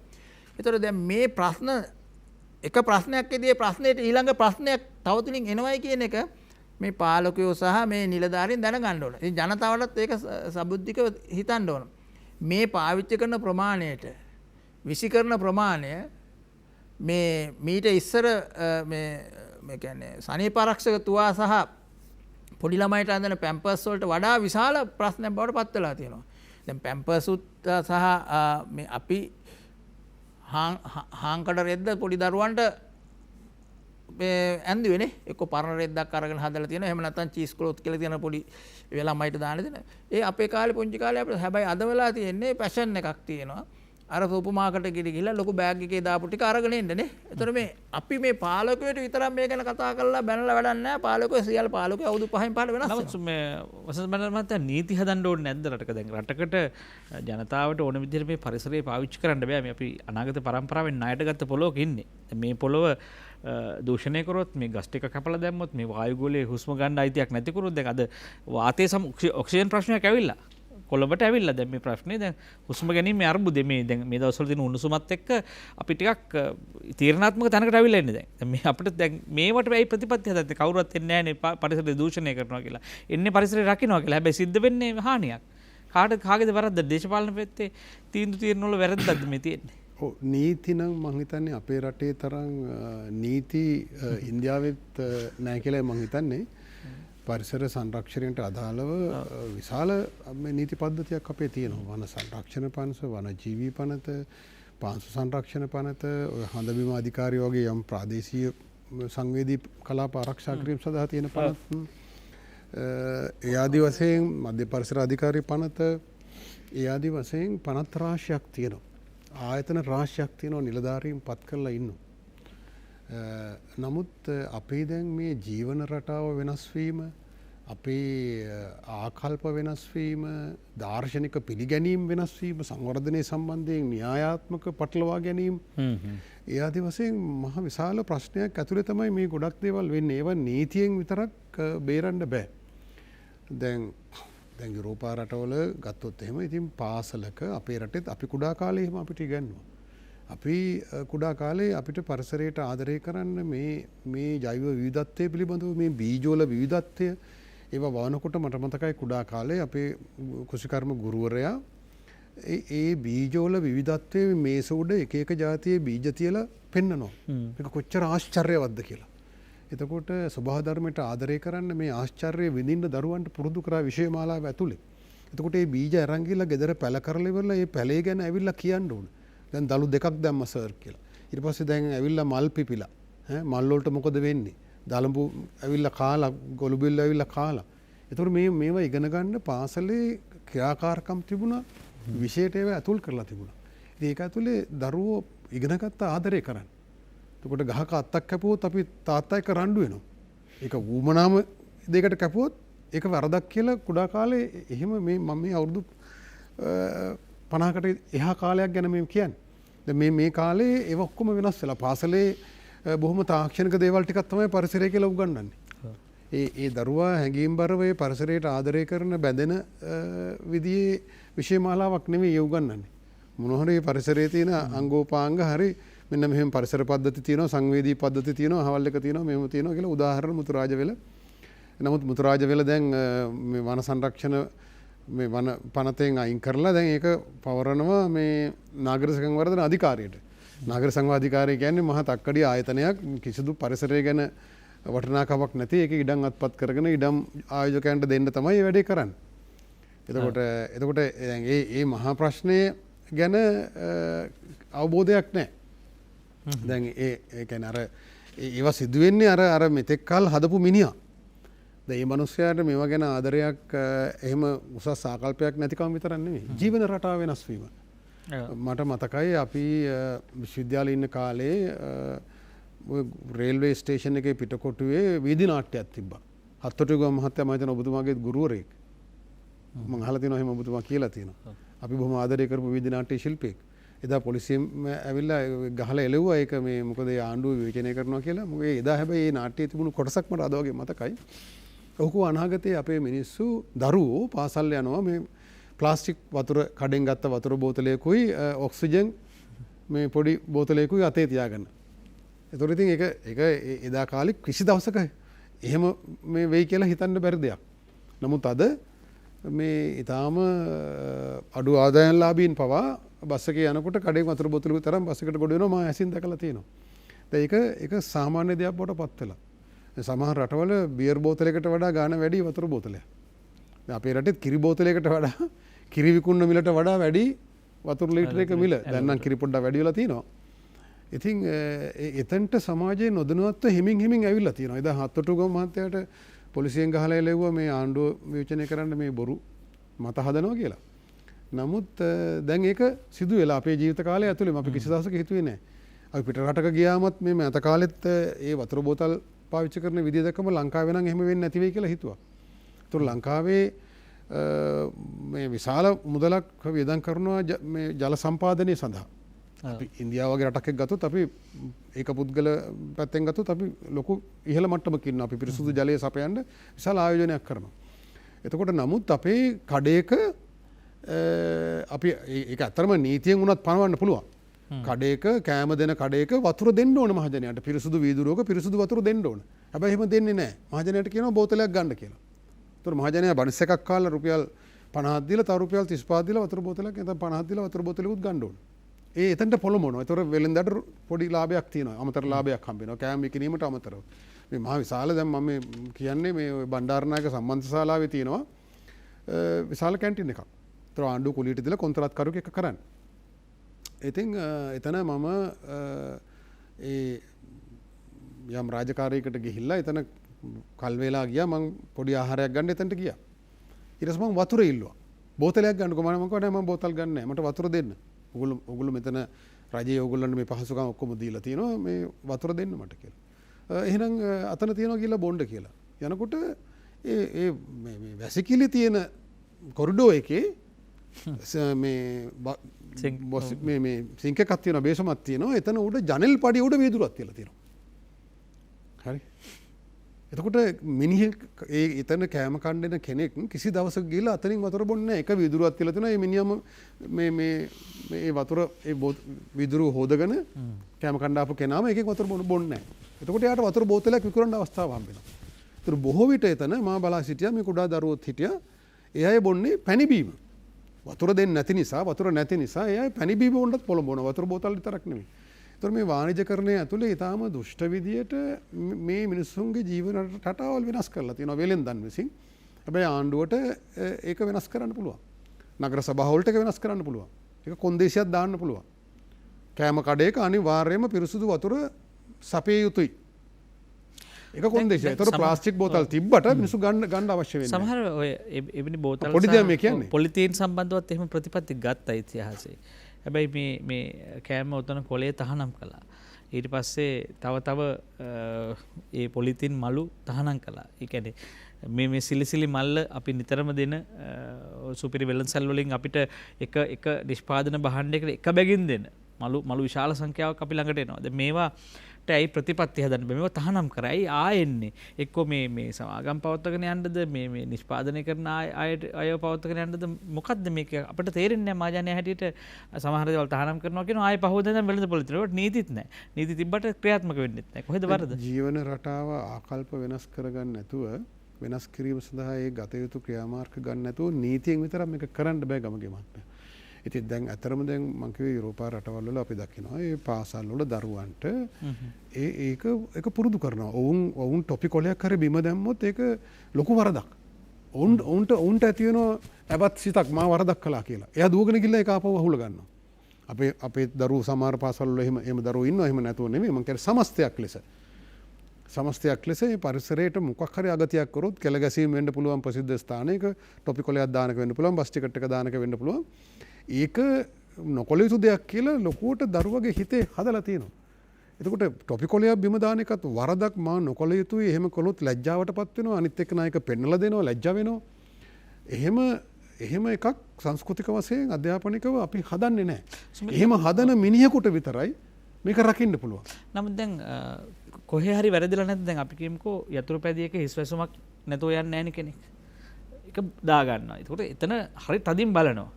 ඒ කියන්නේ අපි පැහැදිලිව දන්නවා අපිට එසේ නොගියොත් අපිට ලොකු ගාණක් දඩ කණ්ඩ වෙනවා. ඒ නිසා අපි කායෙන් හරි අනුන්ගෙන් හරි ඉල්ලගෙන හිස් වැසුමක් පැලඳගෙන තමයි අපි පාර දිගේ යන්න පුරුදු වෙලා ඉන්නේ. ඒ කියන්නේ රටක් එක පැත්තකින් එහෙම ශක්තිමත් වෙනකොට මේ පැත්තෙන් ජනතාවගේ විනය හැදෙනවා. එහෙම හඩුවක් දකින්න නැද්ද අපිට? නෑ ඔබතුමා ඔය ගත්ත උදාහරණය මේ කියන දේවල්ත් එක ටිකක් වෙනස් කියලා මම දකින්නේ. ඒ කියන්නේ දැන් පොලිස් නිලධාරියෙක් ඉන්නවා කියන බයට නිරන්තරයෙන් අහුනොත් දඩ ගහනවායි කියන එක. පාරට බැහුවොත් පොලිස්කාරයෙක් අනිවාර්යෙන් ඉන්නවායි කියන එක අද සත්‍යයක්. ඒක පොලිසියේ ආදායම ප්‍රහා පොලිසියේ නඩු හදලා තියෙන්නේ එතනදී. ඒක නිසා ඒ නීතිය තදට ක්‍රියාත්මක වෙනවා. කුණු දාන්න එපා කියන තැන්වල කුණු දාලා තියෙනවා. කුණු දාන්න එපා කියලා පරිසර පොලිසියත් කොහෙ තිබුණාට ඒගොල්ලන්ට එක්කෙනෙක් ඉන්නවා ප්‍රදේශයකට එයාට එච්චර දෙයක් කරන්න හම්බෙන්නේ නැහැ. පොලිසියටත් ඊට පස්සේ ගාම ඒ පරිසර පොලිසියේ ඉන්නවා උදාහරණයක් කළා කොළඹ ප්‍රදේශයේ මම දන්න තැන තියෙන අපි ඒ ඉඩමට ගෙනල්ලා පිටින් ගෙනල්ලා දානවා.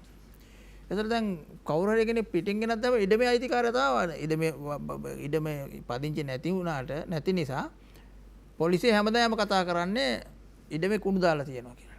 ඉතින් වැට ගහලා දොරවල් කඩලා කුණු දානවා මේ කුණු දානවා. ඒතර කවදාකවත් කුණු දාන එක අවල්ල ගන්නවත් නැහැ. එහෙම නැත්නම් නගර සභාවෙම කුණු ගෙනල්ලා දානවා. ඒතර දැන් එහෙම නීති කියන එක හදලා තිබුණාට මේ මිනිස්සුන්ගේ තියෙන ක්‍රමවේදය තුළ මිනිස්සු මෙතුමගේ වගේ හැදගැසලා තියෙන තත්ත්වය තුළ මේක බේරන්න අමාරුයි. මේ දැනුවත් කිරීම තුළම තමයි කරන්න පුළුවන් ඉන්නේ අර පුද්ගලයෙක් හැදීම තුළ. මොකද අර ඒ පුද්ගලයාගේ සමාජයේම තමයි අර පොලිස් නිලධාරියා හැදෙන්නේ. ඒතර ඒ පොලිස් නිලධාරියාගේ හිතන්නේ ඉතින් මේක සාමාන්‍ය දෙයක් මේකට කතා කරලා කෑ ගහලා වැඩක් නැහැ.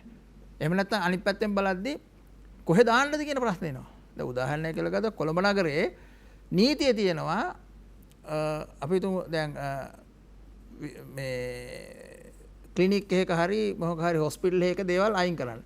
හැබැයි ඒවා ගිහින් දාන්න කියලා තියෙන කම්පැනි තියෙනවා. ඒ කම්පැනි වලට බාර දෙන්න කියලා. කම්පැනි රෙජිස්ටර්ලා දෙන කම්පැනි වලට ඒවල පුච්චන්නවත් ඒවා කරන්නවත් නැහැ. හැබැයි නිලධාරියා ඇවිල්ලා අවුරුද්දකට සැරයක් දඩ ගහගෙන යනවා නීතිය අනුකූලව මේ Tamande මුදල අරන් යනවා. හිටි ගමන් ඇවිල්ලා කතා කරනවා මේ ඔහොම දාන්න බෑ. දෙන්න විදියක් නැහැ. ඒතකොට මොකද කියන්නේ? අපි අහනවා එතකොට අර පුද්ගලයා අහනවා කොහෙද මේ දාන්න ඕනේ? ඒක අපි දන්නේ නැහැ. හැබැයි මෙහෙම දාන්න බෑ. ඒතකොට ගෙනියන්න කෙනෙක් නැහැ. ඒකේ මේ රජයේ ඔයා කිව්වා වගේ තියෙන නීතියට වැඩිය පහසුකම හදන්න. දැන් උදාහරණයක් දැන් කොළඹ මහනගර සභාවේ දැන් දාලා තියෙනවා ස්ථාන දෙකක විතර මම දැක්කා ඉලෙක්ට්‍රොනික වේස්ට් බාර ගන්න. ඉතින් හොඳ දෙයක්. ඒතකොට දැන් ඉලෙක්ට්‍රොනික වේස්ට් බාර ගන්න දාන්නේ නැති වෙනකොට අනිත් වලට කරන්නේ කොහේ හරි ගිහලා තලන එකනේ කරන්නේ. හැබැයි මේක ආපහු බාර ගන්න එපා.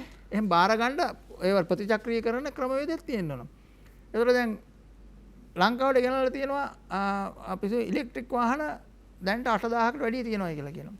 ඒතර මේවා හැම එකම බැටරි අයින් කරනවා. දැන් බැටරි අයින් කරන්න තහනම්. ඒ බැටරි ගේන්න තහනම් කරලා තියෙනවා. බැටරි අයින් කරන්න ක්‍රමවේදයක් නැති නිසා. ඒතර කාර් 7000ක අයිතිකාරෝ ඉන්නවා බැටරියක් හයි කරගන්න බැරුව. ඒතර මේ රජයක් වශයෙන් බලන්න ඕනේ. හරි කාර් ගේන්න දුන්නා නම් ඒ කාර් වල බැටරි රිප්ලේස් කරන්න. බැටරි රිප්ලේස් කරනවා නම් ඒ බැටරි අයින් කරන ටික නැවත ප්‍රතිචක්‍රීය කරනවා. ප්‍රතිචක්‍රීය දේශීයව නැත්තම් මොකක් කර සමාගම් කරා මේක පිටරට පටවනවා. කින්ද නීතිය විතරක් දාලා හරියන්නේ නැහැ. ඒකට ක්‍රමවේදයක් හදලා දුන්නේ නැත්තම් රටක් හද. ඒක තමයි විශේෂයෙන් නීති විතරක් දාලා හරියන්නේ මේ ඒකට අවශ්‍ය දේවලුත් හදලා දෙන්න ඕන. දැන්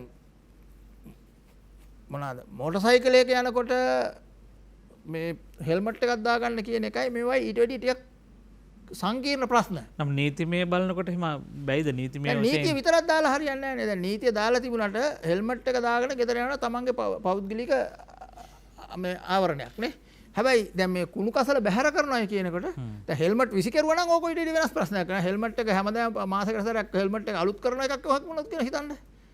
ඒතර හෙල්මට් එක හැබැයි හෙල්මට් එක කොහෙද ගන්න කියලා දාන්න අපිට බලන්න බැයිද කියලා මගේ තර්කය දැන් මුවාවරණයක් දාන්න පොළඹවනවා වගේම නීතියෙන් එම මුවාවරණේ කොහෙටද විසි කරන්න කියන සම්බන්ධවත් නීතියක් හදන්න බැයිද කියලා. ඒක සාමාන්‍ය නීතිය විතරක් මදි. ඒ විසිකරණ එක විසිකල යුතු තැනක් කළ යුතු දෙයක් කොහේ හරි ඒක අවසානයේදී වගකීමක් ගන්න දෙයක් තියෙන්න ඕන.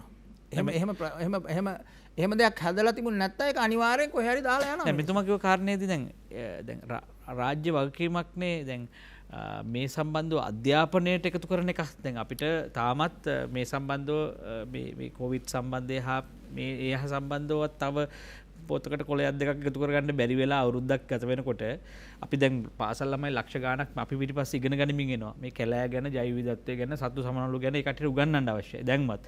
ඒකට අවශ්‍ය ප්‍රතිපත්ති සම්පාදනය කරන්නත් මේ සාමාන්‍ය මිනිසුන්ට බැහැ නේ. ඒකට අධ්‍යාපන අමාත්‍යාංශය හරහා එන්න එපයි.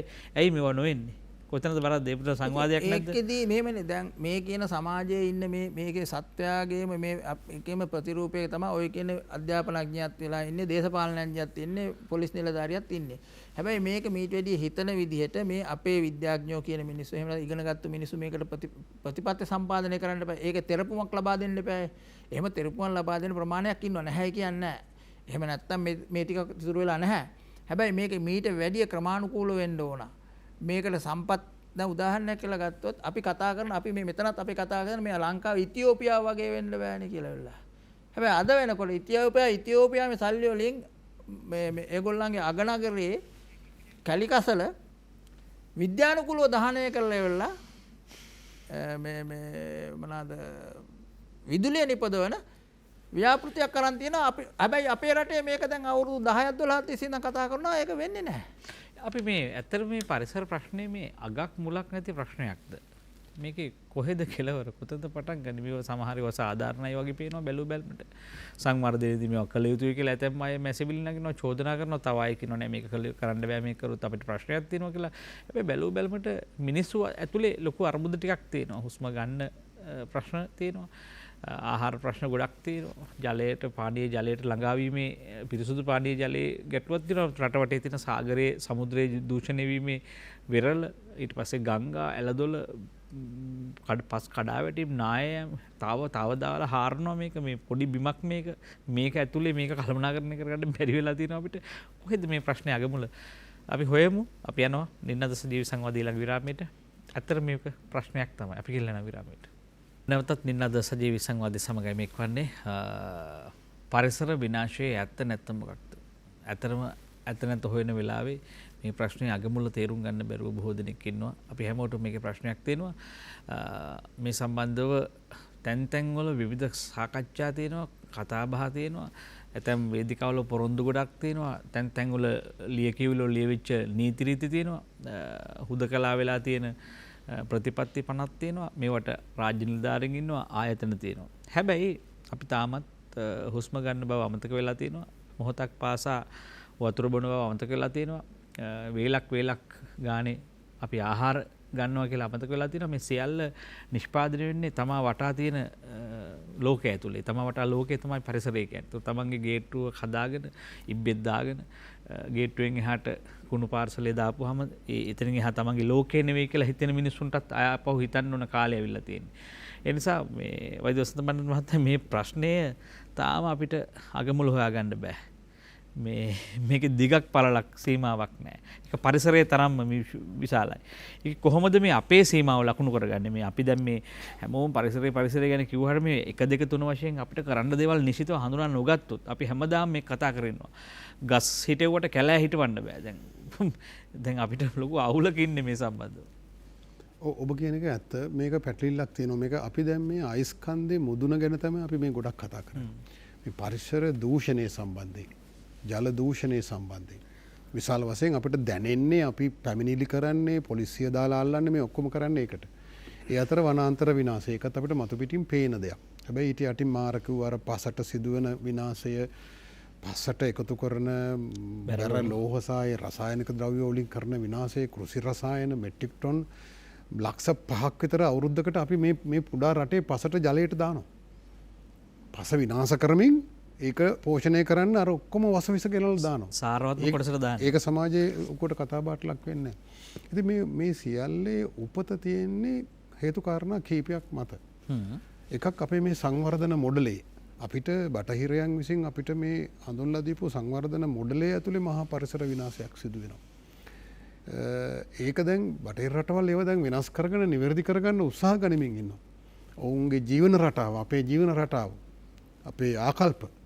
ඉතින් ජීවන රටාව පැත්තෙන් අපි කතා කරොත් එහෙම දැන් බටහිර මිනිස්සු ඒ අධිපරිභෝජන ජීවන රටාව යම් ප්‍රතිශතයක් සමාජයේ ඒක ඒ විදිහටම පවත්වා යනවා අපිට වඩා විශාල වශයෙන්. නමුත් සමාජයේ උගත් සමාජයේ කතා බහක් තියෙනවා මේ අධිපරිභෝජන වාදය ජීවිතයට බරක්, පරිසරයට බරක් ඒක අඩු කරගන්න ඕන. ඒක Tamanටත් පහසුයි කියලා. එහෙම සංවාදයක් තියෙනවා අඩු ගානේ උගත් මිනිසුන් අතර, දැනුම්වත් මිනිසුන් අතර. අපේ රටේ එහෙම සංවාදයකුත් නැහැ. අපි බෞද්ධ ශිෂ්ටාචාරයේ මේ උරුමයේ මත දෙපා තබාගෙන ඉන්නවා කියලා කිව්වට අපි බටහිර මිනිසුන්ට වඩා අපිට ඒක දැනෙන්න ඕන. නමුත් අපි කතා කරන්නේ අල්පෙච්චතාවයේ මේ මහා පරිසර විනාශයක් කරමින් ගත කරන ජීවිතය වෙනස් කරන්න ඕනේ නැද්ද කියලා අපිම හිතා බලන්න අපිට පෙළඹීමක් නැහැ. මම උදාහරණයක් කියන්න මගේ මිත්‍රයෙක් ජර්මනියේ ඔහු ආපන ශාලාවක විවිධ කෑම වර්ග සමහරට ඔහු ඒ රටේ තියෙන කෑම වර්ග ඔක්කොම රස බලන්න හිතලා වෙන්න. ඉතින් ඔහු ගෙනල්ලා බාගෙට කාලා ඒවා ඔක්කොම පිඟන් වල තියලා නැගිටින්න හදනවා. ඒතර වයසක මාතාවක් ඇවිල්ලා ඔහුට තර්ජනය කරනවා, බයිනවා. ඔහොම කරන්න බෑ. මේව ගත්තා නම් කන්න ඕන. ඊට පස්සේ ඔහු කියනවා නෑ මගේ සල්ලි මම ඔයාට මොකක්ද ඇති ප්‍රශ්නේ? හරි. එතකොට එයා කියනවා ඔයාගේ සල්ලි වෙන්න පුළුවන්. නමුත් මේ පරිසරය අපේ. මේ ආහාර අපේ.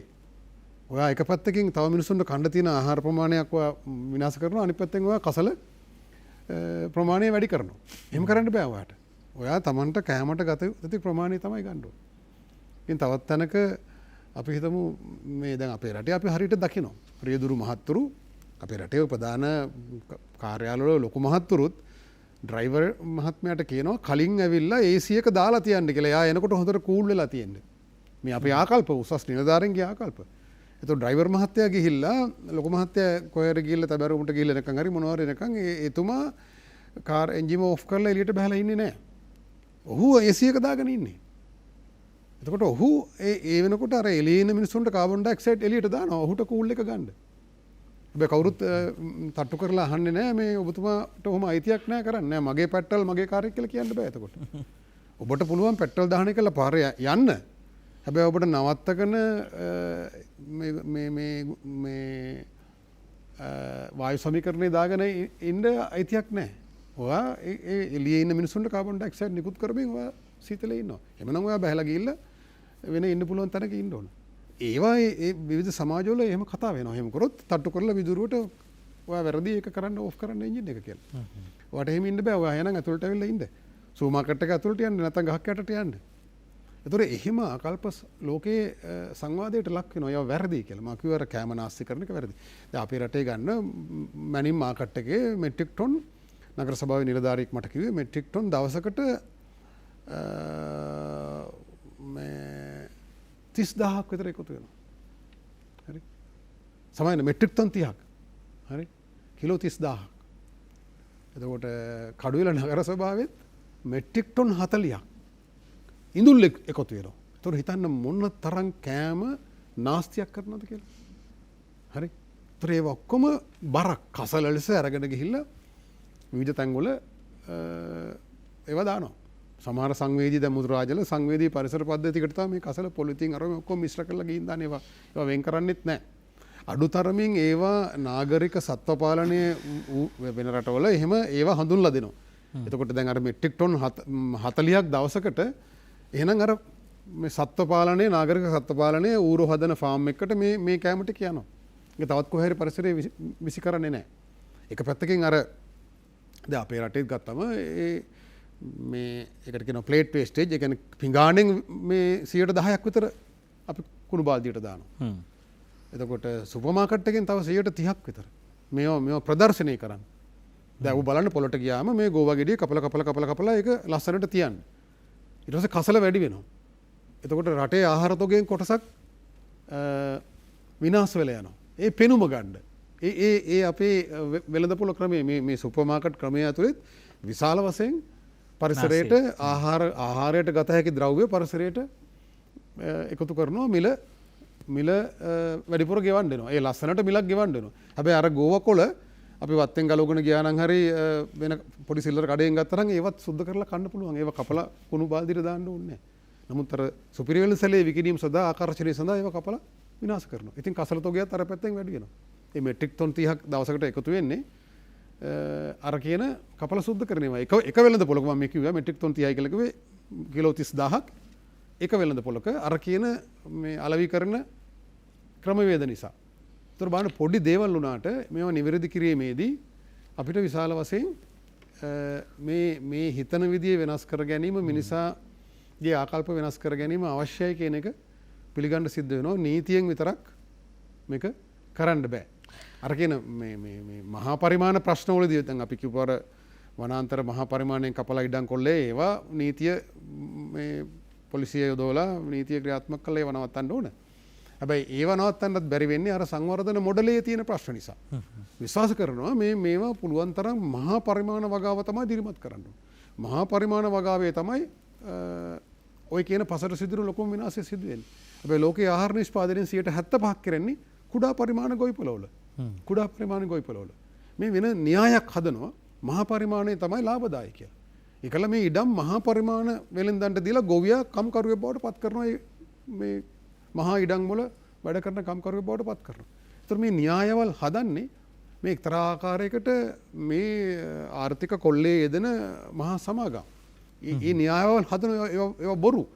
අපේ රට ගත්තොත් එහෙම තේ ගත්තොත් එහෙම කුඩා තේ වතු හිමියෝ තමයි 75% නිෂ්පාදනය කරන්නේ. මේ කියන මහා වතු කැලයක් කපලා විනාශ කරලා මහා පරිමාණයෙන් හදපු වතු වල 25% නිෂ්පාදනය. හරි? ඉතින් ඒ නිසා මේ සංවර්ධන මොඩලේ පැටලිල්ල දාර්ශනික පැටලිල්ල ඊළඟට අපේ මේ ජීවන ක්‍රමයේ ඇතුළේ තියෙන අපි පටලවාගෙන තියෙන තරම ඊළඟට මේ ආකල්ප ප්‍රශ්න අධ්‍යාපනයේ වෙච්ච වෙනස්කම් අධ්‍යාපනයේ දැනුම සහිත ළමයෙක් හදනවා. විවිධ ආකාරයේ ඔය ඇව්වොත් පරිසරය ගැන බොහොම තාක්ෂණික කරුණු ළමයා දන්නවා. හැබැයි ඒකට ආදරය කරන්න, ඒක ආරක්ෂා කරන්න, ඒක සංරක්ෂණය කරන මනෝභාවයක් ඒ අධ්‍යාපනය ඇතුළේ හැදෙන්නේ නැහැ. ඉතින් මෙතනට අපි ඇවිල්ලා තියෙන ක්‍රමානුකූලව මේ ලොකු පැටලිලි ගොඩක් ඇතුළේ. අපිට වඩා වැදගත් වෙන්නේ හුස්ම ගන්නේ මොනවද ඔක්සිජන්ද ජලය හැදෙන්නේ කොහොමද බයි කියලා සූත්‍ර හැටියට ඉගෙන ගත්තට ඒවා රකින්න හෝ හුස්ම නිෂ්පාදනය කරගන්න බැයි නම් එතන ගැටලුවක් තියෙනවා. තව පැත්තකින් ගත්තොත් එහෙම ඔබතුමා හොඳ කාරණා කීපයක් මතු කළා. මේ දිනවල Tamanට විසින් බලා ගන්න පුළුවන් උත්සව සැනකෙලි කාලේ වසන්ත කාලේ තමන්ගේ ගෙදර ඉස්සරහ දොරෙන් කොයිතරම් කුණු එනවද? ඒව පිටිපස්සේ දොරින් තමයි ආපහු යන්නේ. හරි ලස්සනට එනවා ආගන්තුකයෝ වගේ එන්නේ. එක එක සැරසිලි විචිත්‍ර කඩදාසි කොළ ඒ වගේම ඇඳුම් ආයිත්තම් එක්ක ඊට පස්සේ ඔබ මේ වෙලාවේ නිවසේ මේ දිනවල තමන්ගේ නිවස පිටිපස්සේ කොයිතරම් දුරට ආහාර ඉවත දාලා තියෙනවද? ලෞකික කොයිතරම් ප්‍රමාණයක් සාගින්න ඉන්නවද? මේවා සම්බන්ධව පුද්ගලයන්ට තමන්ට කැඩපතක් තියෙනවද බලාගෙන හැදෙන්න. එතකොට දැන් අපි මේ කතාව ඔස්සේ තමන්ට පුංචි ඔබේ පින්තූරය පෙන්වන්න උත්සාහ කරන්නේ අපි.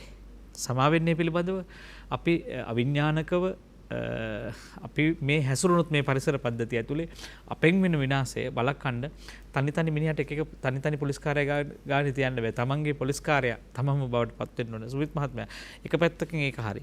හැබැයි තවත් පැත්තකින් අපිට මේ කාරණේ සම්බන්ධව නව අනපනත් නීති අවශ්‍ය නැහැ කියලා ඔබ හිතනවද දැන්?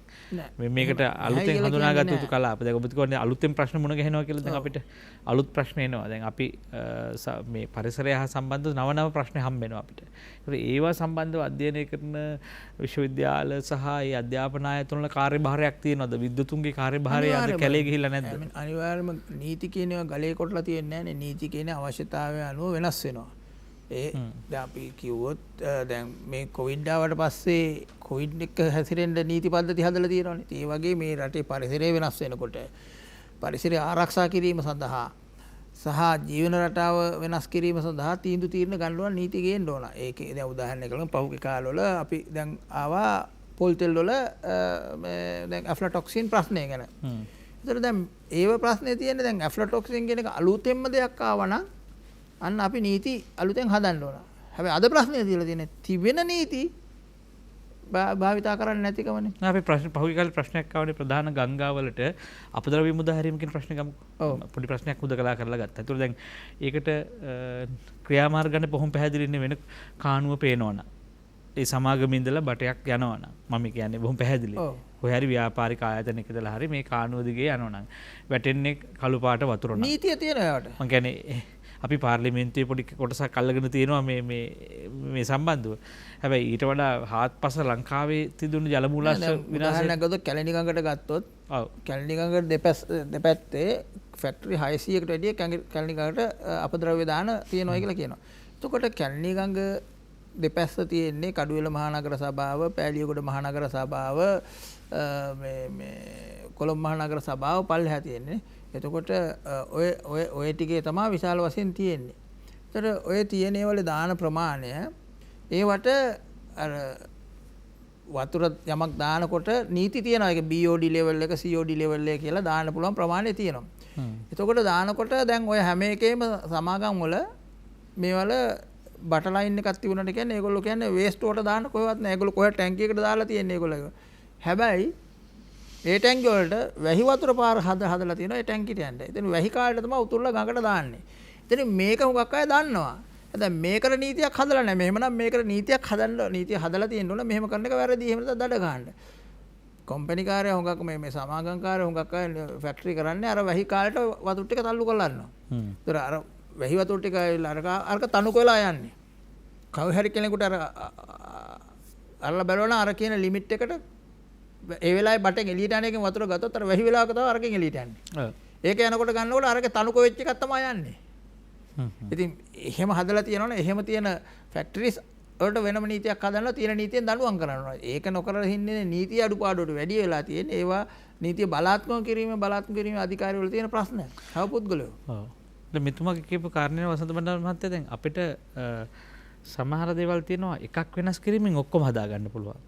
දැන් මේ ප්‍රශ්නේදී අපිට මහා සාධකයේ බවට පත් වෙන්නේ නැද්ද මේ අපේ නිෂ්පාදන පරිභෝජන මේ ආර්ථික ක්‍රියාදාමයේ? ඒ කියන්නේ මේ සංවර්ධන ආකෘතිය ඔබතුමා ඒකේ සංවර්ධන ආකෘතියේ මේ වැරදි පැත්තට භ්‍රමණය වීම නිසා නේද මේ අපි මේ වෙන අවගමනයක ඉන්නේ. දැන් මේක යහපතට ගේන්න නම් අපි අනිත් පැත්තට කරකන්න එපා. ඒක තියෙන්නේ කොතනද කියලා කේන්ද්‍රය හඳුනගන්නේ කොහොමද අපි ඒකට මගක් පාද ගන්න? ඔය අතර මේ සංවර්ධන ආකෘතිය කියන එක ආණ්ඩුවක් නීතියෙන් හරි රාජ්‍ය ප්‍රතිපත්තියක්ම සිදුවන දෙයක් නෙමෙයි. ඒක මේ මහා අධිපතිවාදී සමාගම් ක්‍රමානුකූලව කරනු ලබන දෙයක්, සමාජයට මත පටවන දෙයක්. දැන් මේ කියපු සැෂේ පැකට් කියන ඒවා ත්‍රිවා කියන මේ දුප්පත් මිනිසුන්ට පොඩි ගාණක් දීලා ගන්න ඕන නිසා ඒක එහෙම කරනවා.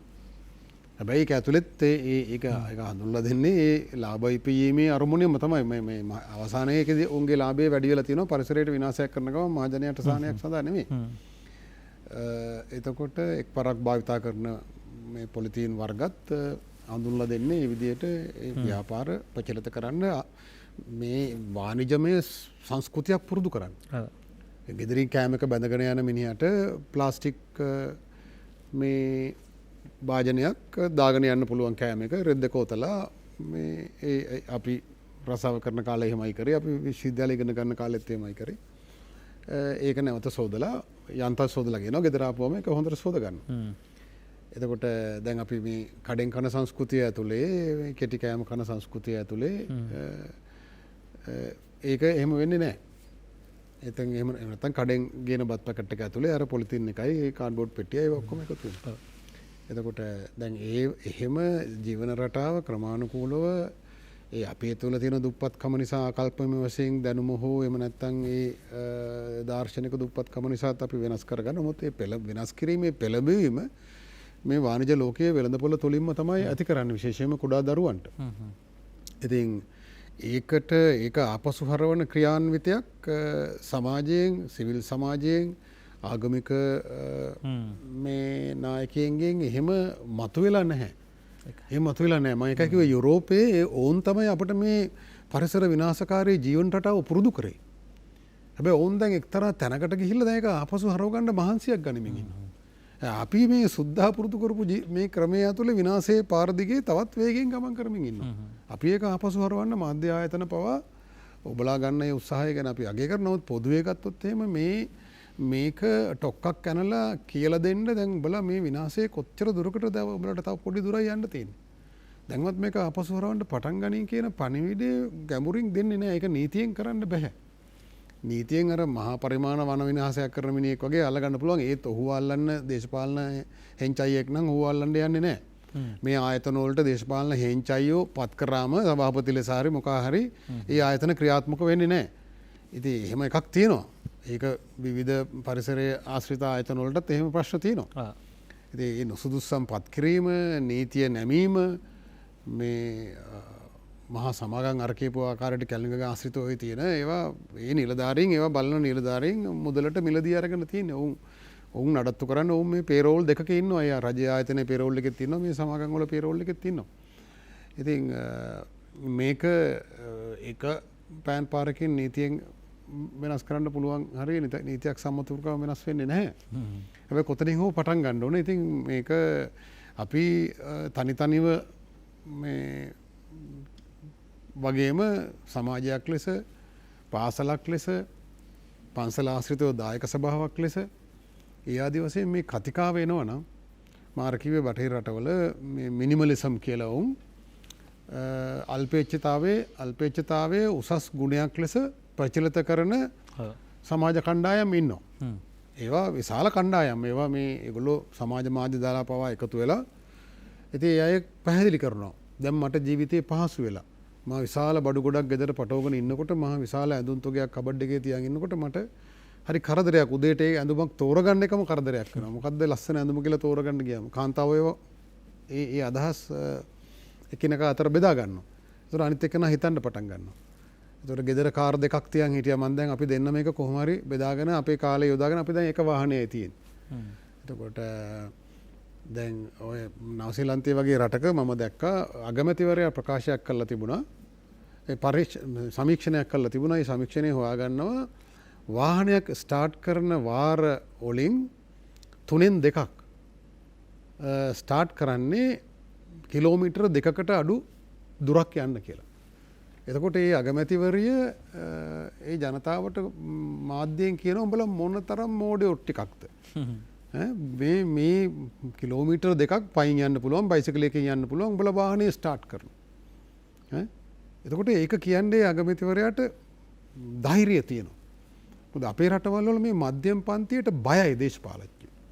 ඒ මධ්‍යම පන්තියේ ජීවන රටාව වලට ආකල්ප වලට අභියෝග කරන්න බයයි. හරි. ඒතනකො අපි දැන් මේ වෛද්‍යවරුන්ට මේ උසස් නිලධාරීන්ට නෝනයි මහත්තයයි දෙන්නම ඉන්නවා නම් ඒ දෙන්නට පර්මිට් දෙකක් දෙනවා. රජයේ විශාල පාඩුවක් කරා මිලියන ගානක පාඩුවක් කරගෙන. එතකොට දැන් එවැනි දේවල් පවා. එතකොට ඒවෙන් අපි පුරුදු කරන ඉතින් දෙන්න දෙකක් කරගන්න එක හොඳයි. දෙන්න දෙකක්. එතකොට ගරාජ් දෙකක් තවත් ගේ ලොකුවට හදන්න ඕන. එතකොට මේ පොඩි දේවල් වගේ පෙවුනට මේ හැම දෙයකින්ම දිරිමත් කරන්නේ ඒ අධිපරිභෝජනවාදී පරිසරයට විනාශකාරී ජීවන රටාව. අපේ රටේ ලක්ෂ 2ක් විතර සිල්ලර කඩ වැහිලා යනවා. දැන් සුපර් මාකට් චේන්ස් පටන් අරන් තියෙනවා. අපි සුපර් මාකට් වලට යන්න දැන් පුරුදු වෙලා තියෙනවා. හැබැයි ඒක ඇතුලේ අපි පිළිගන්න ඕන අර කියන කසල ප්‍රමාණය වැඩි වෙලා ආහාර විනාශය වැඩි වෙලා දැන් ජීවන රටාව ඇතුළෙත් දැන් ලෝකයේ බටහිර රටවල දැන් මාංශ භක්ෂණයත් අඩු කර ගැනීමේ පෙළඹීමක් තියෙනවා. ලෝකයේ පසට වැඩිම විනාශය සිදු වෙන්නේ හරක් මස් කෑම නිසා කියලා. ඒ කියන්නේ හරක් ඉන්න තනබිම් හරක් සඳහා හදන තනබිම් සහ භූමිය වල සත්තු නඩත්තු කරන්න දැන් උදාහරණයක් ගත්තොත් බඩේරුඟු ගත්තොත් එහෙම අපි හරක් මස් හදන්න ධාන්‍ය කිලෝ 8ක් විතර දෙන්න ඕන. හරක් මස් කිලෝ එකක් හදන්න. කුකුල් මස් කිලෝ එකකට ධාන්‍ය කිලෝ 4ක් විතර යනවා. ඒතර ධාන්‍ය කිලෝ 4ක් කාලා ජීවත් වෙන මේ කීප දෙනෙක් ජීවත් වෙන්න තමයි අර කුකුල් මස් කිලෝ එකක් කන්නේ. මේ එහෙම සරලව මේ මස් කෑම නැවතුව මේක වෙනවා කියන එක නෙමෙයි. මම කියන්නේ මේ දැන් මස් පරිභෝජනයේ වැඩි වෙනකොට ඒක ඇතුළේ පරිසර විනාශයක් වැඩි වෙනවා. විශාල බිම් ප්‍රමාණයක බඩිරුඟ වගාව එනවා. බඩිරුඟ වගාව කියන්නේ පසට විශාල වශයෙන් හානි සිදු වෙන වගාවක්. පස නිරාවරණය කරලා මහා පරිමාණයෙන් මැෂින් දාලා ඒ වගා කරන ක්‍රමවේදය ඇතුලේ ඉතින් වැඩිපුර මස් කන සමාජයක වැඩිපුර පරිසර විනාශය සිදු වෙනවා. වැඩිපුර පොහොර දානවා, වැඩිපුර විස කෑම සිදු වෙනවා. ඉතින් අපේ රටේ දැන් මා කලින් දරන් හිටියේ මේ දවසකට මේ අලුත් පිළිකා රෝගීන් 35 දෙනෙක් වාර්තා වෙන්නේ කියලා. හැබැයි මේ ඊපෙරද මම දැක්ක මාධ්‍යයෙන් කියනවා මේ ඇමතිවරයෙක් එතුමා ඇහුවයි කියලා පිළිකා රෝහලේ ප්‍රධානියාගෙන් එතුමා කිව්වයි කියලා 70ක් කියලා. ඒ පරීක්ෂණ සාක්ෂි ගැන මට අවබෝධයක් නැහැ. නමුත් ඉතින් එහෙම කිව්වනම් පිළිකා රෝහලේ ප්‍රධානියා කිව්වනම් අර ඇමතිවරයා කොන එක පිළිගන්න පුළුවන්. ඒක දවසට 70ක් අලුත් රෝගීන් එනවා. මේ කොහෙන්ද එන්නේ?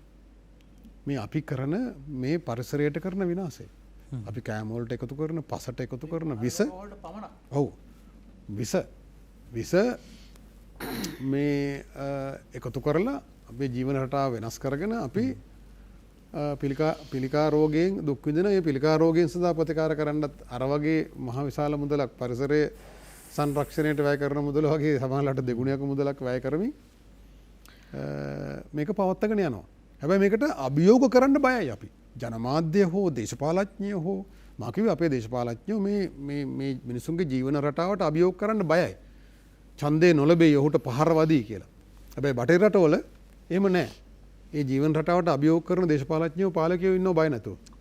ඉතින් එහෙම අපි දෙසරම හැරිලා. අපි දෙසරම හැරිලා විවේචනය කරගන්න එක. අපිත් එහෙම අපි අතිනුත් ඒක සිද්ධ වෙනවා එදිනදා ජීවිතේදී. ඒතර අපිම ඒකට විවේචනය කරගන්න අපි මේ සංවාදයේ හදනවා නම් බනට හාමුදුරුවෝ කතා කරනවා නම් එහෙම වෙන්නේ නැහැ. අපි දැන් මම හිතවත් ස්වාමීන් වහන්සේ නමකගෙන් මම ඇහුවා අර මිනිමලිසම් කියන සංකල්පය අයි හාමුදුරනේ අපිට බැරි අපේ රටේ මේක කතාවක් පටන් ගමුකෝ කියලා.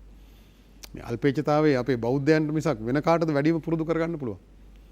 හාමුදුරුවෝ අපෝ මහත්තයෝ ඕක නම් කතා කරලා ඕක මිනිස්සු බන හඬ එනකත් නැති වෙයි කියලා. ඉතින් එතකොට හාමුදුරුවෝත් බයයි අල්පේච්ඡතාවය ගැන මහජනයට කියන්න. සමහරට එවැනි උත්සවයක අවමංගල්‍ය උත්සවයක තියෙන පොලිතීන් කන්ද දැක්කහම අපිට හිතාගන්න බෑ මිනිස්සු මැරෙන්නේ පසත් මරාගෙනද කියලා. ඒ කියන්නේ මරාගෙන මැරෙන පරිසරයේ මරාගෙන මිනිසුන්ට මැරෙන්න අයිතියක් තියෙනවද? පසේ සුවපත් භාවයෙන් නෙවෙයිද මිනිසුන්ගේ සුවපත් භාවය වෙන්නේ. ඒත් මේවා සම්බන්ධව යලි කතා බහ කරන්න කාලය ඇවිල්ලා මේවා කතා කරේ නැත්නම් සේටල්ට අනුව කියනවා නැවත ඔබේ ගෙල සිර කරනු නැත කියලා. දැන් සිර කරගෙන ඉන්නේ. දැන් වහ මේ ප්‍රශ්නෙන් එළියට යන්න පාරවල් හොයන්න වෙනවා.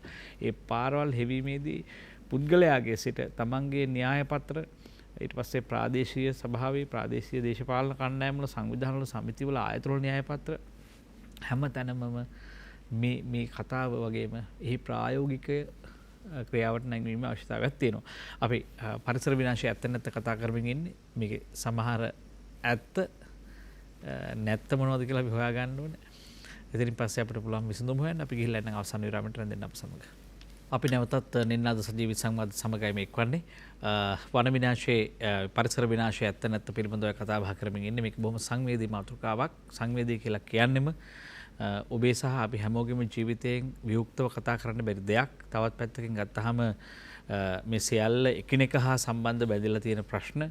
හැබැයි අපිට තාම මේවා දැනෙනවද කියලා ප්‍රශ්නයක් තියෙනවා. අපි එක ගැන අවධානයෙන් ඉන්නවද කියලා ගැටලුවක් තියෙනවා. මේ හා සම්බන්ධව සුවිශේෂී සංවිධාන තියෙනවා. පරිසර සංවිධාන තියෙනවා. විශ්වවිද්‍යාලවල පරීක්ෂණ කරනවා. පාසල්වල පරිසරය කියලා විෂයක් තියෙනවා. ඉතින් මේවා ඇතුලේ මේකේ දිගපළල ප්‍රමාණය සංවාදයට ගෙනෙනවා නම් අපිට යහපත් ප්‍රතිචාර ලැබෙයි කියලා හිතෙනවා. නමුත් අපි හෙට දින සිට මේ සම්බන්ධව වගකීමෙන් ක්‍රියාත්මක විය යුතු තිබෙනවා. සමහර කාරණා ඉතාල පොඩි දෙයින් වෙනස් කරගන්න පුළුවන්. රටක් හැටියට රට දුප්පත් වෙන්නේ වනාන්තර දුප්පත් වෙනකොට. වනාන්තර ප්‍රමාණය අඩු වෙනකොට. මේ අපි මහා ව්‍යාපෘති වලට මේ රට වෙන් කරොත් අන්තිම ගහත් කපලා රටේ ණය ගෙවන්න පුළුවන් වේද? ඉතින් රට පස පොහොසත් කියන්නේ මේ මොකද්ද? රට දුප්පත් කියන්නේ මොකද්ද? සුමිත් මහත්මයා අපි ටිකක් ඔබෙන් මං එන්නම්. දැන් අපිට නිශ්චිත වශයෙන් සංකල්පීය වශයෙන් පැහැදිලි කරගන්න කාරණා ටිකක් තියෙනවා. දාර්ශනික කාරණා කීපයක්. ඒ කියන්නේ න්‍යායික වශයෙන් මෙතුමා කිව්වා වගේ. කියන්නේ අපි කොහේ සිට කොතැනට යනවාද කියන දර්ශනයක් රටට නැහැනේ. ඒක සම්පාදනය කරේ පරිසරය හිතකාමී දර්ශනයක් හදන්නේ කොහොමද අපි රටට? මම හිතනවා ඒක මම විශ්වාස කරනවා ඒක අංක එක මේ පරිභෝජන රටාව සඳහා විවෘතව මෙතුමා කියපු අර මධ්‍යම පාන්තිකයා අකමැති දේ ඔහුව හිරිවටල හෝ කතා කිරීම සඳහා රජය වශයෙන් ඉදිරිපත් වෙන්න ඕන. අංක එක භූමිය පරිභෝජනය කිරීමේදී දැනට පරිභෝජනය කරන භූමිය පරිහරණය කිරීමේදී උපරිමයෙන් පරිසර හානිය අවම කිරීම තුළ නිෂ්පාදනය උපරිම කර ගැනීමේ ක්‍රියාදාමයකට යන්න ඕන. ඒ සඳහා මහා පරිමාණ ඉඩම් මහා පරිමාණ ඒකභෝග මොනෝකල්චර් කියන එකෙන් කරලා මේකට උසඳුන් නැහැ. ඒකට කරන්න ගියාම මේක විනාශයක් විතරයි. ඒකේ අතර දුප්පත් සහ පෝසතුන් අතර පරතරය වැඩි වෙනවා. ඒ වගේම මේ මෙතෙක් කල් වෙච්ච පරිසර දූෂණය තවදුරටත් ඉහළ යනවා. ඉතුරු වෙලා තියෙන බිම් ප්‍රමාණයේ තියෙන අපිට අපි විසින්ම තීන්දුව කරගත්තු තියෙනවා මේ රටේ මෙතුමා ඉස්සෙල්ලා කිව්වා විශාල වශයෙන් නීති වගේ අපේ ජල පෝෂක පද්ධති ගන්නාන ඉන්න පද්ධති එතකොට අපි ආරක්ෂිත ප්‍රදේශ අලිමං කඩවල් ඒ වගේ දේවල් අපි වෙන් කරලා තියෙන ඒවට නැවත අත නොගහ ඉතුරු කරගත යුතුයි. ඒ වගේම පස සෝදා යාම සඳහා දැනට මේ කඳුකරේ පස සෝදා යාම නිසා ඇතිවන හානිය අවම කිරීම තුළ පරිසරය ආරක්ෂා කර ගැනීමත් ජල පෝෂක ප්‍රදේශ තවදුරටත් සංවර්ධනය කිරීමේ කියන එක ඒවට ඉතාමත් තදබල නීති ගෙනල්ලා ඒවා ක්‍රියාත්මක කළ යුතුයි. ඒ වගේම පරිභෝජනය සඳහා පුද්ගලයාට අවශ්‍ය ප්‍රමාණය පරිභෝජනය කිරීම සඳහා අර මෙතුමා ඉස්සෙල්ලා කිව්වා වගේ කාර් ප්‍රමාණය තීන්දුව කිරීම ඒ වගේ දේවල් වල රට නීතිමය වශයෙන් සහ බදු ප්‍රතිපත්ති වශයෙන් ඒ වගේ දේවල් වලින් මේවා පාලනය අනිවාර්යයෙන් කළ යුතුයි. ඒ වගේම ජනතාවට මේ පිළිබඳව හොඳ අවබෝධයක් තියෙන අධ්‍යාපන ක්‍රමය ප්‍රායෝගික අධ්‍යාපනයක් බවට පත් කළ යුතුයි. ඉතින් මෙන්න මේ වගේ කටයුතු තුල ක්‍රියා කිරීමේදී මේකට ප්‍රතිපත්තිමය වශයෙන් මේ මම හිතන්නේ ප්‍රධාන වශයෙන් හොයන්න ඕනේ මේ අපි රජයක් වශයෙන් සහ සමාජයක් වශයෙන් මෙන්න මේවට මූලික වශයෙන් අපි අර්ථකථනයන් දීලා නැවත මේ ගැන සිතලා දරණීය සංවර්ධනයක් සඳහා රටක් ගෙනියෑමේදී පරිසරය කෙසේ ආරක්ෂා කළ යුතුද පරිසරය විනාශ වෙච්ච පරිසරය නැවත සංවර්ධනය කළ හැක්කේ නැවත යථා තත්ත්වයට සුවපත් කර හැක්කේ කියන ක්‍රියාමාර්ගයන් ගැනීම සඳහා නීති පද්ධති පත් කිරීම සහ ඒ සඳහා අධ්‍යාපනය නිම්වලු පුළුල් කිරීම අනිවාර්ය අංගයක්. දැන් රාජ්‍ය අමාත්‍යාංශ දැන් අමාත්‍ය අංශ සහ ඇමතිවරුන් අපි බොහොම තාක්ෂණිකව බෙදුවයි කියලා කියන්නේ. මෙතනදී දැන් අපි දකින එකක් සමහරලාට මේ කැලේ ගස් එක අමාත්‍යංශයකට ඊට පස්සේ සත්තු තව කෙනෙකුට ඒක මැදින් ගලන වතුර පාර තව කණ්ඩායමකට මේ සංකීර්ණ බෙදා ගැනීම කොයිතරම් විද්‍යානුකූලද වගේ ප්‍රශ්නයක් නැද්ද? ඔය කියන විද්‍යානුකූලභාවය පිළිබඳ විහිළුවක්නේ. ඒක මොන පක්ෂයෙන් මොන ප්‍රදේශයෙන් කතා කරත් ඒක විහිළුවක් කියලා අපි දන්නවා. අවශ්‍ය මේ බලය තමන්ගේ බෙදා ගැනීමේ තුල ඉන්න අයට ආයතන ටිකක් ලබා දීම සඳහා කරන දෙයක් මිස මේක විද්‍යානුකූල බෙදීමක් නෙමෙයි. අපිට වැඩි ලොකු රටක් වෙච්ච ඉන්දියාවේ ඉන්න අමාත්‍යවරු ප්‍රමාණය සහ ආයතන ප්‍රමාණය ජපානය වගේ රටේ තියෙන ආයතන ප්‍රමාණය සහ අමාත්‍යවරු ප්‍රමාණය ගත්තොත් අපිට ඩිහුඟක් අඩුයි. ඒක නිසා ප්‍රශ්නේ තියෙන ඒ රටවල් වල අමාත්‍යංශ තුලින් ඍජු මේ අවුරුදු 5න් 5ට වෙනස් වෙන දේශපාලනික මුහුණුවරක් තියෙන කට්ටිය අතට අරගෙන වැඩේ කරනවට වැඩිය දෙපාර්තමේන්තුවක් මොකක් හරි යමක් තියෙන දේ ඒක ඊටමත් ශක්තිමත්. ඒකේ රටේ මොන ආණ්ඩුව වෙනස් වුණත් ඒකට අලුතෙන් යමක් එකතු කරනවා ඇරෙන්න ඒවා වෙනස් වෙන්නේ නැහැ. ඒවා දිගට යනවා. ඒ ආයතනයක ආයතන ප්‍රධානියෙක්, ඒ මැනේජර් කෙනෙක්, එහෙම නැත්නම් අධ්‍යක්ෂ ජෙනරාල්වරයෙක්, එහෙම ඒ වගේ තත්වයකට ඉන්න කෙනෙක් ඉන්න ආයතන වල ඒ ආයතන හැමදාම ගලාගෙන යනවා එක දිගට. අපේ රටේ වෙලා තියෙන්නේ මේ දේශපාලනඥයන්ට අවශ්‍ය බලය සඳහා ආයතන බෙදා ගැනීම සඳහා බෙදා ගැනීමේදී ඔය කියන විද්‍යාත්මක බෙදා ගැනීමක් කොහෙත්ම කළ නොහැකියි. සහ මේ බෙදුනත් මේ ප්‍රශ්නයේදී එකතු වෙලා හුස්ම ගන්න වෙනවා අපිට. මේ අපේ ශරීර ඉන්ද්‍රියන් වෙන වෙනම තිබුණාට මේ ප්‍රාණය පැවතීමේ ක්‍රියාවලියේදී ශරීර ඉන්ද්‍රියන් ඔක්කොම එකතු වෙනවා. එකතු වෙලා මේ ජීවත් වීම කියන කාරණේ වෙනුවෙන් පෙනී හිටිනවා. ඒ නිසා මේ වසන්ත බණ්ඩාර මහත්මයා රට තීරණාත්මක තැනක තියෙන්නේ කියලා මම දැඩිව විශ්වාස කරනවා මේ පරිසරය සම්බන්ධ කාරණේදී. දැන් ඔබතුමා මේ ප්‍රශ්නයෙන් මා බරපතල විශ්වාස කරනවා අපිට නොපෙනුනාට මේක ඇත්ත තත්ත්වය තමයි අපි පාරිසරික වශයෙන් ඉතාම අවතැන් වූ තැනක ඉන්නේ. අපිට හරි හිතාගන්න බැරි තැනක ඉන්නේ. හැබැයි මේ ගැටලුවෙන් එළියට යන්න ඔබතුමා කරන යෝජනා ටික හරි වැදගත් වෙයි. මට හිතෙනවා අපි පැහැදිලිව කිව්වොත් මොනවද කරන්න යෝජනා? මේවට එහෙම ෂෝට් කට් කෙටි උත්තර තියෙනවා කියලා අපි විශ්වාස කරන්නේ නැහැ. මොකද අපි දීර්ඝ කාලයක් කරගෙන ආපු විනාශයක් මේ තියෙන්නේ. අපිට අත්‍තරම ආයි ඉතිහාසයට ගිහිල්ලා තමයි ආපසු ගිහිල්ලා අපේ මුතුපුත්තන්ගේ අඩිපාර දිගේ ආපස්සට ගිහිල්ලා තමයි අපිට ඉගෙන ගන්න සිද්ධ වෙන්නේ. ඇත්ත වශයෙන්ම මේ ප්‍රශ්න නිවැරදි කරන්න. ඒක නිකන් සංකල්පීය දෙයක් මිසක් ප්‍රායෝගිකව කරන්න පුළුවන් දෙයක් නෙමෙයි කියන එක පැහැදිලි. මේ නැවත බරකරත්ත යුගයට යන්න කියන එක නෙමෙයි.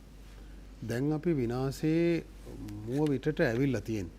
එක්තරා ප්‍රමාණයට අපි බොහොම වාසනාවන්ත රටක් නිසා අපිට ස්වභාව ධර්මයේ ආශිර්වාදයේ ලෝකයේ බොහෝ රටවල්ට හිමි නැති අපි ජෛව විවිධත්වයේ පැත්තෙන් ගත්තොත් ලෝකයේ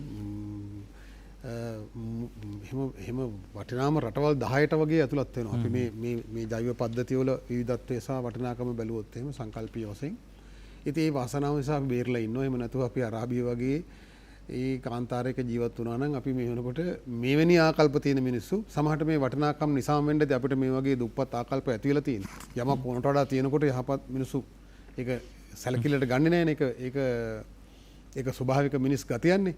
නැත්තම් තමයි අපිට අගේ. තියෙනකොට අගයක් නැහැ. ඉතින් අපේ රටේ වැව් අමුණු කුඩා වැව් අමුණු 35000ක් විතර තියෙනවා. ඒතර අපිට ආයිත් අලුතෙන් වැවක් හදන්න තැනක් නැහැ. අපේ මිතුරු හැම තැනක්ම බලලා ඒක ආදලා තියෙනවා. දැන් මේ වැව් ඇත්ත වශයෙන්ම මිනිසා විසින් හදුවට ඒවා පරිසරයේම කොටසක් බවට පත් වෙලා. ඒවා ඒ තරම් විශිෂ්ට නිර්මාණ. එතකොට අපි ඒවා ආශ්‍රිත මේ ආණ්ඩුවට තමන්ගේ ආකල්පය සමාජයට පෙන්වන්න කරන්න පුළුවන් හොඳම ආරම්භයක් ඒක. මේවා රකින්න ආණ්ඩුව මැදිහත් වෙනවා. ගමේ ඉන්න මේවා ඔක්කොම අමතක කරලා දැන් ගොවියටත් මේවා අමතක කරලා තින්නේ. දරුවන්ටත් මතක් වෙන්න එකක් තමයි මහා ක්‍රියාන්විතයක් පටන් ගන්න පුළුවන් අපිට මේ වැව් පද්ධති ආශ්‍රිත පරිසර පද්ධති ටික යථාවත් කරන එක. ඒකට මහා විශාල මුදලක් යන්නේ නැහැ.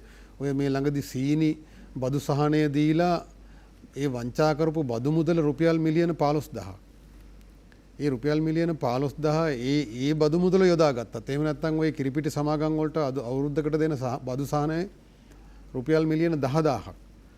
පාම්පිටි සමාගමට දෙන බදු සහනය රුපියල් මිලියන 34000ක්. එතකොට එවැනි බදු සහන දෙන එක නවත්තලා ඒ මුදල ඉතුරු කරගත්තත් හමුදාව යොදාගෙන මහජන සහයෙන් මේ පරිසර පද්ධති 35000ම එක අවුරුද්දක් ඇතුළත යථාවත් කරන්න පුළුවන්. ඊට පස්සේ ඉදිරි අවුරුදු 4-5 තුළ ඒක උසස් මට්ටමකට ගේන්න පුළුවන්. එතකොට එවැනි මහා ක්‍රියාන්විතයක් පටන් ගත්තොත් සමාජයට ඒක ඇඟට හොඳට දැයෙනවා. අපි දන්නවා අර 70 පස්සේ යුගයේදී ඒ සමාජයේ මහා පිබිදීමක් තිබ්බ ආහාර නිෂ්පාදනය සම්බන්ධයෙන් ඒක රජයේ ප්‍රතිපත්තියක් ලෙස සියලු ආයතන මිනිස්සු යොදවලා එහෙම දෙයක් කරා. ඒ කියන්නේ අපි දැන් වැටිලා ඉන්න තැන ගත්තම නිද්‍රාශීලී වෙලා මේවා ගැන කිසිදු සංවේදීභාවයක් නැතුව අර කිව් විදිහට අර මරාගෙන මැරෙන ඔබතුමා කියපු එක හරියට හරි පරිසරයත් මරලා අපිත් මැරෙන මරාගෙන මැරෙන ක්‍රියාන්විතයක අපි ඉන්නේ. එතකොට මේ මිනිස්සු හොලෝලා මේක ඔලුවට දාන්න නම් එහෙම මහ විශාල ක්‍රියාන්විතයක් අවශ්‍ය වෙනවා. ඒතර ඒක එකක් මා කිව්වේ. ඒතර සමාජයට විශාල වෙනසක් වෙනවා. ඒකේ ප්‍රතිලාභ දකින්න ලැබෙනවා. ඇසටත් පේනවා. දැන් හිතන්නකෝ වැවේ වතුර තියෙනවා නම් හරක බානට වතුර තියෙනවා. අහල පහල වතු වල කොස් ගෙඩි හැදෙනවා, පොල් ටික හැදෙනවා. එතකොට ඒක මිනිසුන්ට දැනෙනවා මේක රැක්කම අපිට ආර්ථික ප්‍රතිලාභත් ලැබෙනවා. අපේ ජීවිත වෙනස් වෙනවා. හරි. එතකොට ආර්ථිකයට ලාභ. දැන් හිතන්න මම මේ හරි දෙයක්ම කරනවා කියලා නෙමෙයි මම කියන්නේ. මම මේ උත්සාහ කරනවා. මම මේ පර්චස් ෆීස් එක ඉඩම ඇතුලේ මම කිසි දෙයක් කසල වශයෙන් නගර සභාවට දෙන්නේ නැහැ. පොලිතින් එකතු වුණොත් සහ වෙනත් ඝන අපද්‍රව්‍යයක් තිබුණොත් ඒක සතියට සැරයක් දෙනවා. නමුත් සියලු මේ කුණු වෙන දේවල් ආහාර සහ වෙනත් දේවල් ඔක්කොම කොම්පෝස්ට් විදියට හදලා ඒ අඩි 15 පොඩි ගෙවත්තක් තියෙන. නමුත් ඒකේ පලා වර්ග 10ක් විතර තියෙනවා. ඒකෙන් බොහොම කුසු රසායන ගහපු නැති ඒවා කණ්ඩ හම්බ වෙනවා. ඉතින් අපේ රටේ මේ මුරුංග කියලා කියන ලෝකයේ වටිනාම ශාකයක් නිකන් වැටක නිකන් ඇන්නත් පැලවෙන එහෙම දෙයක්වත් අපේ දැන් මේ පාරේ නිකන් ඇවිදගෙන යනකොට වාහනේ යනකොට හරි බැලුවොත් ගෙවතු වල විශාල වශයෙන් භූමිය නාස්ති කරලා මේ සුපර් මාකට් වලට නොයා දැන් කියුබා වගේ රටවල ආහාර නිෂ්පාදනයේ 40% විතර ගෙවතු ආශ්‍රිත කුඩා බිම් වලින්. ඒතර මහා කැලෑ කප මහා පරිමාණ වගා වලට යන්න ඕනේ නැහැ. සුපර් මාකට් වල මහා අර ආහාර විනාශ කරන දේ සිද්ධ වෙන්නේ නැහැ. එතකොට තමාගේ එළවලු අවශ්‍යතාවයෙන් විශාල පිරිසක් ප්‍රමාණයක් තමාගේ කුඩා ගෙවත්තේ හරි හදා ගන්නවා. එතකොට ඒ ජීවන රටාව වෙනස් කරගත්තම වෙනසක් සිදු වෙනවා. දැන් කුණු කසල එන්නේ නගරයෙන් ගමට කුණු එන්නේ. ඔව් නගර සභාවට යන කුණු ප්‍රමාණය ගෙදර වත්තේ ඇතුළෙම කළමනාකරණය වෙනවා. ඒකෙන් තමන්ට ආහාරත් ලැබෙනවා. ඒ එතන තියෙන කුඩා පරිසර පද්ධතියක් දියුණු වෙනවා. මේ කුඩා දේවල් මම කියන්නේ මේ අර කියන මහා දේවල් රජයේ මැදිහත් වීමෙන් කරනවා වගේම ඒ කුඩා දේවල් ප්‍රචලිත කිරීමෙන් මේ ග්‍රාහකයාටත් ආර්ථික වාසියකුත් මානසික ඇසට පේන්න දෙකුත් සිද්ධ වෙනවා. ඒ අතර මේ කියන මේ නිශ්චිත මොහොතේදී අපිට ඒක මගහැරලා යන්න බෑ. මේ ආණ්ඩුවට එල්ලෙන බරපතල චෝදනාවක් තියෙනවා. වන විනාශය ආණ්ඩුව පහසුකම් සලසනවා. ආණ්ඩුව නීති වෙනස් කිරීම නිසා ඉඩම් කොල්ලයකට මඟ පාදන නිසා විශාල වශයෙන් වනාන්තර කපනවා කියන ඒ චෝදනාව. ඒක බරපතලයි. එතකොට එවැනි විනාශයක් රටේ සිදු වෙද්දී මහජනයා බලා ඉන්නවා නම් ආණ්ඩුවකුත් බලා ඉන්නවා නම් මේ අනත් කුඩා දේවල් කිව්වම අපි හාස්‍යයට ලක් වෙනවා. මේ මහා විනාශය නවත්තන්න කතා කරන්නේ නැතුව මේ මිනිසුන්ට වෙනස් වෙන්න කෙල ගහන්න එපා, ටොපි කොළ දාන්න එපා. ඒවා එතකොට ඒක හාස්‍යජනක කතා. ඒ නිසා මේ මහා විනාශය ආණ්ඩුවට නවත්තන්න පුළුවන්, ජනාධිපතිතුමාට නවත්තන්න පුළුවන්. මොකද්ද ගොවියාට හේන් ගොවිතැන සහ ගොවියා කිසි දවසක හේන් ගොවීන් පරිසරයට විනාශයක් කරේ නැහැ. ඌ මහා කැලයක් කැපුවේ නැහැ. ඊළඟ කැලාවේ මාරුවෙන් මාරුවට එතකොට අලියටත් කන්න තිබ්බා. හේන අත්තරේපම ඊළඟ කන්නේදී අලියා හේනේ ඉන්නවා. අලියා වත්තර පයින් නැහැ. මේ අලි මිනිස් ගැටුමටත් ඒක එක්තරා විදිහට උත්තරයක් තිබුණා. එතකොට ඒකට ඉඩම් දෙන්න ඕන නම් ආණ්ඩුවට මේ 5/2001 චක්‍රලේඛනය අහෝසි කරන්න ඕනේ නැහැ. ඒ චක්‍රලේඛනයේ ප්‍රතිපාදනයක් තියෙනවා ප්‍රාදේශීය ඉඩම් කමිටුව හරහා ජාතික කමිටුවට දීලා අනුමැතිය ගන්න පුළුවන්. ඒක නිදහසේ මේ ප්‍රාදේශීය ලේකම්ට බලය දීලා අකර සිය ගාන කැල කපන කැලහැරෙකුටත් ඔප්පුවත් මේ බලපත්‍රයක් දෙන තත්ත්වයක් ඇති කරන්න අවශ්‍ය නැහැ. ඒතර ගොවීන්ට ඉඩම් දෙන්න ඕන නම් හේන් ගොවිතැනට මේ මුඩුබිම් දැන් Google Maps තියෙනින්ද හරි පහසුයි ඒක කරන්න. රකින්න ඕන වනාන්තර මොනවද අවශේෂ කැල ඒවා කිසිසේත්ම කපන්න බෑ. එතකොට වගාව සඳහා යොදාගත යුතු මුඩුබිම් මොනවද, රකින්න ඕන තනබිම් සහ සංවේදී පරිසර පද්ධති මොනවද, අලි මංකඩවල් මොනවද, ඒ විදිහට ඒක සිතියම් ගත කරන්න සම්පත් අපේ රටේ තියෙනවා. ඒවා දල වශයෙන් හරියට නිශ්චිත මේ නීතියෙන් මයින් විදිහට මනින්න ඕනේ නැහැ. ඒවා මේ Google Map එකෙන් මේ සකස් කරාම ඇති. මොකද ඒවා දල වශයෙන් පරිපාලනයට ඉඩමක් දෙනකොට තමයි අර විදිහට නීති අනුකූලව ඒක මනින්න අවශ්‍ය වෙන්නේ ගොවියට. ඒතර ගොවීන්ට අකර 2 හෝ සීමාව යටතේ බලපත්‍රයක් යටතේ හේන් ගොවිතැන සඳහා ඉඩම් දෙන්න පුළුවන් මේ චක්‍රලේඛනය අහෝසි කරන්න නැතුව. මේ චක්‍රලේඛනය අහෝසි කර ගමන් ගේට්ටුව කඩා ගත්තා වගේ මේ ඉඩම් කොල්ලකරුවන්ට ඉඩ හැදෙනවා. ඒ ඉඩ හදන්න නැතුව ගොවියාට ඉඩම් දෙන්න පුළුවන්. කිසි ප්‍රශ්නයක් නැහැ. එතකොට මේ අනික් පැත්තෙන් ගත්තම අර කෘෂි පරිසර පද්ධති සංරක්ෂණය කරන එක ගොවියත් සම්බන්ධ කරගෙන ආරක්ෂක හමුදාවල අතිරික්ත ශ්‍රමය සහ ඒ සම්පත් සම්බන්ධ කරගෙන එහෙම මහා දැවැන්ත ව්‍යාපෘතියක් එනවනම් රටේ මිනිස්සුන්ගේ අර මා කිව්ව 70 දශකයේ සිදු වුණා වගේ ආකල්පමය වෙනසකට පොළඹවන්න පුළුවන්. සුමිත් මහත්මයා මේ විශාල සංඛ්‍යාවක් පැලසිටීමේ ව්‍යාපෘති වලට ආණ්ඩුව මැදිහත් වෙමින් ඉන්නවා. මේ අවතීර්ණ වෙමින් ඉන්නවා. මේවා සම්බන්ධව දැන් පැලසිටෝන එක අපි තරුණ කාලේ අපේ ළමා කාලේ හිටම්ම අපි දැක්ක පැලසිටෝන. සමහර කාලවල අවුරුදු 17ක් තිබුණා. ඒ කාලේ හිටිය ජනාධිපතිවරයාගේ උපන්දිනේ සැප්තැම්බර් 17. සැප්තැම්බර් 17ක හිටුවා. අවුරුදු 17ක් අපි සැප්තැම්බර් 17 හිටුවා. හැබැයි සැප්තැම්බර් 17 කියන්නේ ලංකාවේ වැඩිපුර ප්‍රදේශයකට පායන කාලය. ඉතින් ආණ්ඩුව එනවා හිටුණා. දැනුත් හිටවනවා. ගිය ආණ්ඩුවත් හිටවනවා. ඊට ඉස්සෙල්ලා ආණ්ඩුවත් හිටවනවා. ඒ වලේම වෙන්න පුළුවන් සමහරට. හැබැයි කොහේ හරි ඔෆිස් එකක ගහක හිටවනවා. වටේ තියෙනවා දැනටත් ගෙඩි කැදෙන ගස් ඇති, බෝඩ් එකක් ගහපු ගස් ඇති. හැබැයි අපි දන්නවා හිටවනට වැඩිය ගස් මැරෙනවා. ගහක් හිටවලා බලා හදා ගන්න නැහැ. උදාහරණයක් වශයෙන් බලා හදාගත්තු ගස් ඉතුරුලා තියෙනවා. දැන් පහුගිය කාලේ වර්තමාන ජනාධිපතිවරයාගේ ඔය කොළඹ සංවර්ධනය කිරීමේ ව්‍යාපෘති වල හිටවපු ගස් ටික අපද බලපුවම මහ ගස් වෙලා. වෝටර් ස්ටේජ් එකට මම ගිය සුමානට දවසක් ගියා. ඉතින් අපි දැන්ට අවුරුදු 6කට 7කට ඉස්සෙල්ලා දැකපු කුඩා ගස් ඉතා විශාල ගස් බවට පත් වෙලා. ඒතර එහෙම බලා හදාගත්තු කොහොම තැනක තිබිච්ච ගස් ටිකක් ඉතුරුලා දෙනවා. අනිත් තැන්වල ඉතින් මේ පාරයිනේ අද මේ සැරෙත් ගස් හිටවනවා. ඒක බලා ගන්න නැහැ, වතුර දාන්න නැහැ, මැරෙනවා හරි මොනවා හරි ඊළඟ ආණ්ඩුව ආපුවමත් හිටවනවා. මොකක් හරි ව්‍යාපෘතියක් ආපුවාම ඉතින් ඒව බලා හදා ගන්න ක්‍රමයක් හරියට නැහැ. අනිත් එක ඉතින් ගස් හිටවන්නත් තියෙන්නේ සමහරලාට ඔය ඉතින් අපි අපේ ගෙවත්තේ එහෙම නැත්නම් ඔෆිස් එකක් ගාව පාසලක තමයි වැඩිපුර හදලා තියෙන්නේ. හැබැයි රටේ වනවැස්ම වැඩි කර අරව එපයි කියන එක නෙමෙයි ඒවා කළ යුතුයි. නමුත් ඔය දැන් ආර්ථික භෝග කියලා ආර්ථික දැවමය භෝග කියලා අපි ලංකාවේ ලොකු විනාශයකට මුල දුන්නනේ. අපි කඳුකරේ විශාල වනාන්තර ප්‍රමාණයක් වෙනස් කරලා. හැබැයි දැන් පසු කාලීනව වියලි කලාපයේ තේක වගාවාදී ව්‍යාප්ත වීමෙන් දැන් මේවා නියගයට සහ නැවත පරිසර ප්‍රශ්න වලට හේතු වෙන කාරණා ගොඩක් තියෙනවා. ඒවා සම්බන්ධව කිසිම සැලස්මක් නැහැ. දැන් අපිට කටුපොල් වගාව තහනම් කරනවා කියන කාර්යයේදී දැන් මේ පහුගිය කාලේ තුණු ප්‍රශ්නත් එක්ක දැන් එතන ඉන්නවා. හැබැයි ඒවා කොයිතරම්ද ඉස්සරට යයි කියලා ඔබ හිතනවද?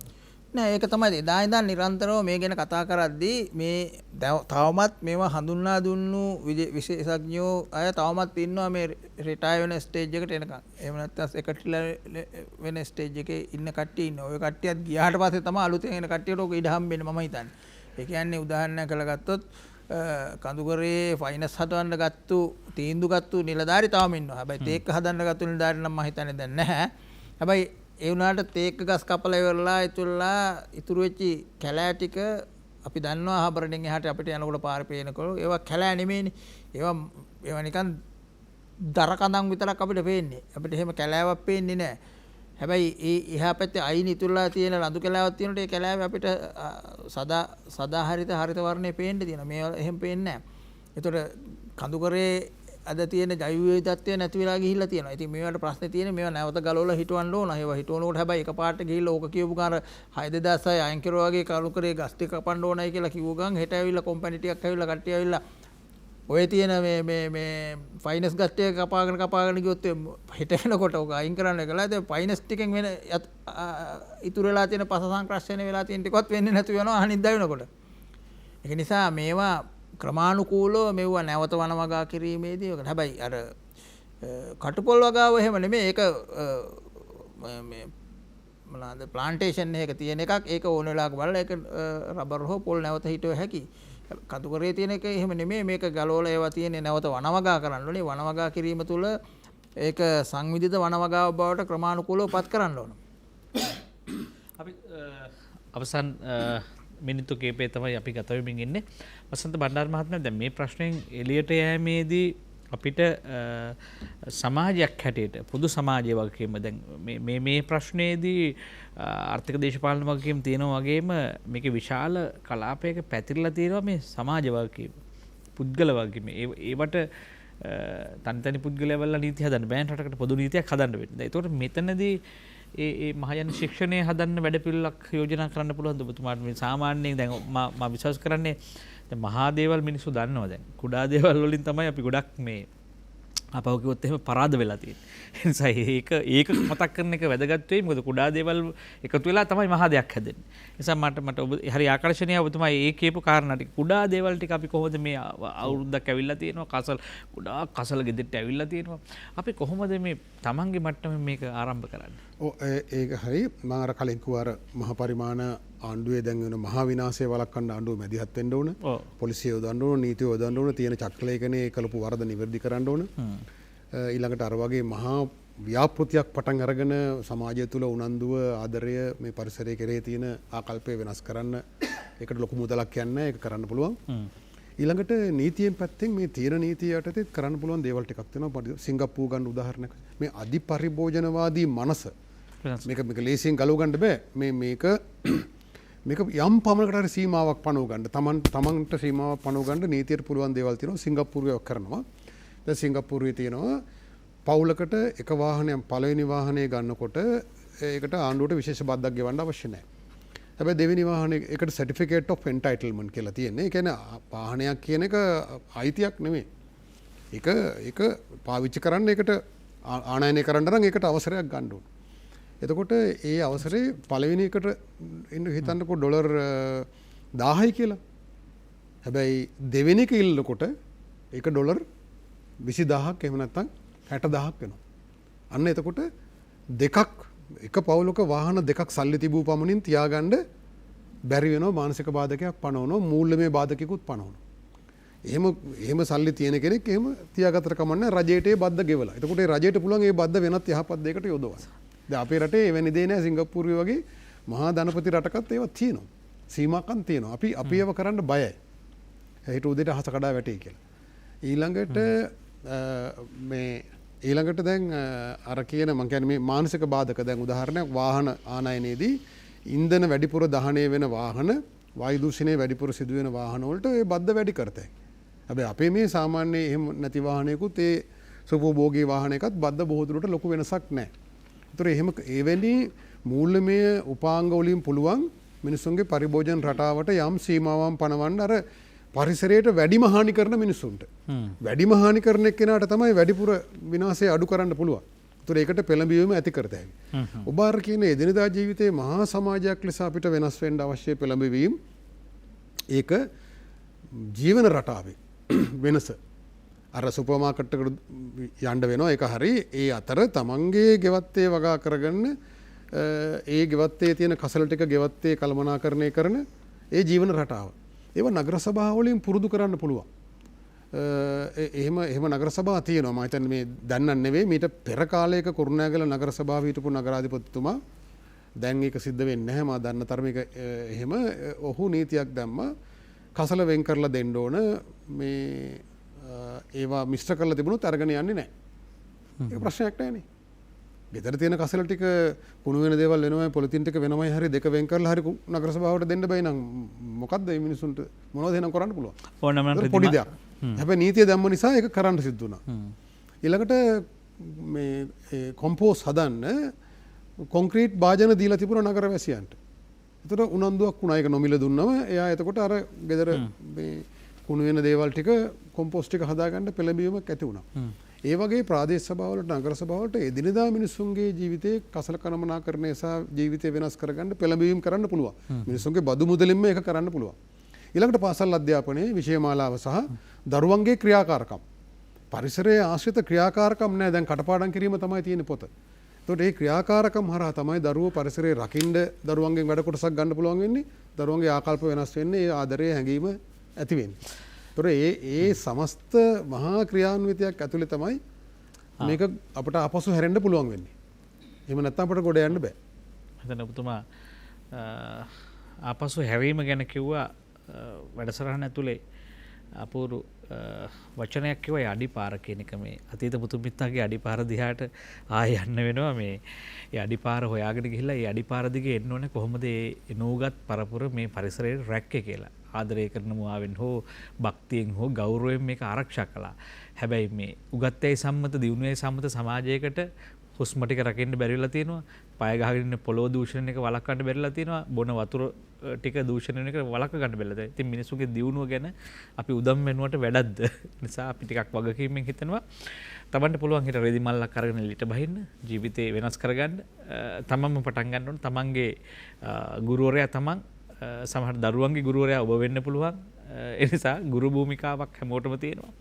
නිසා පිටස්තර ලෝකයෙන් ඇවිල්ලා අපිව හදන්නේ නැහැ. අපිටමයි හැදෙන්න පාර හොයාගන්න වෙන්නේ. ඒ නිසා මේ ගැටලුවෙන් එළියට යමු. මේක තීරණාත්මකයි.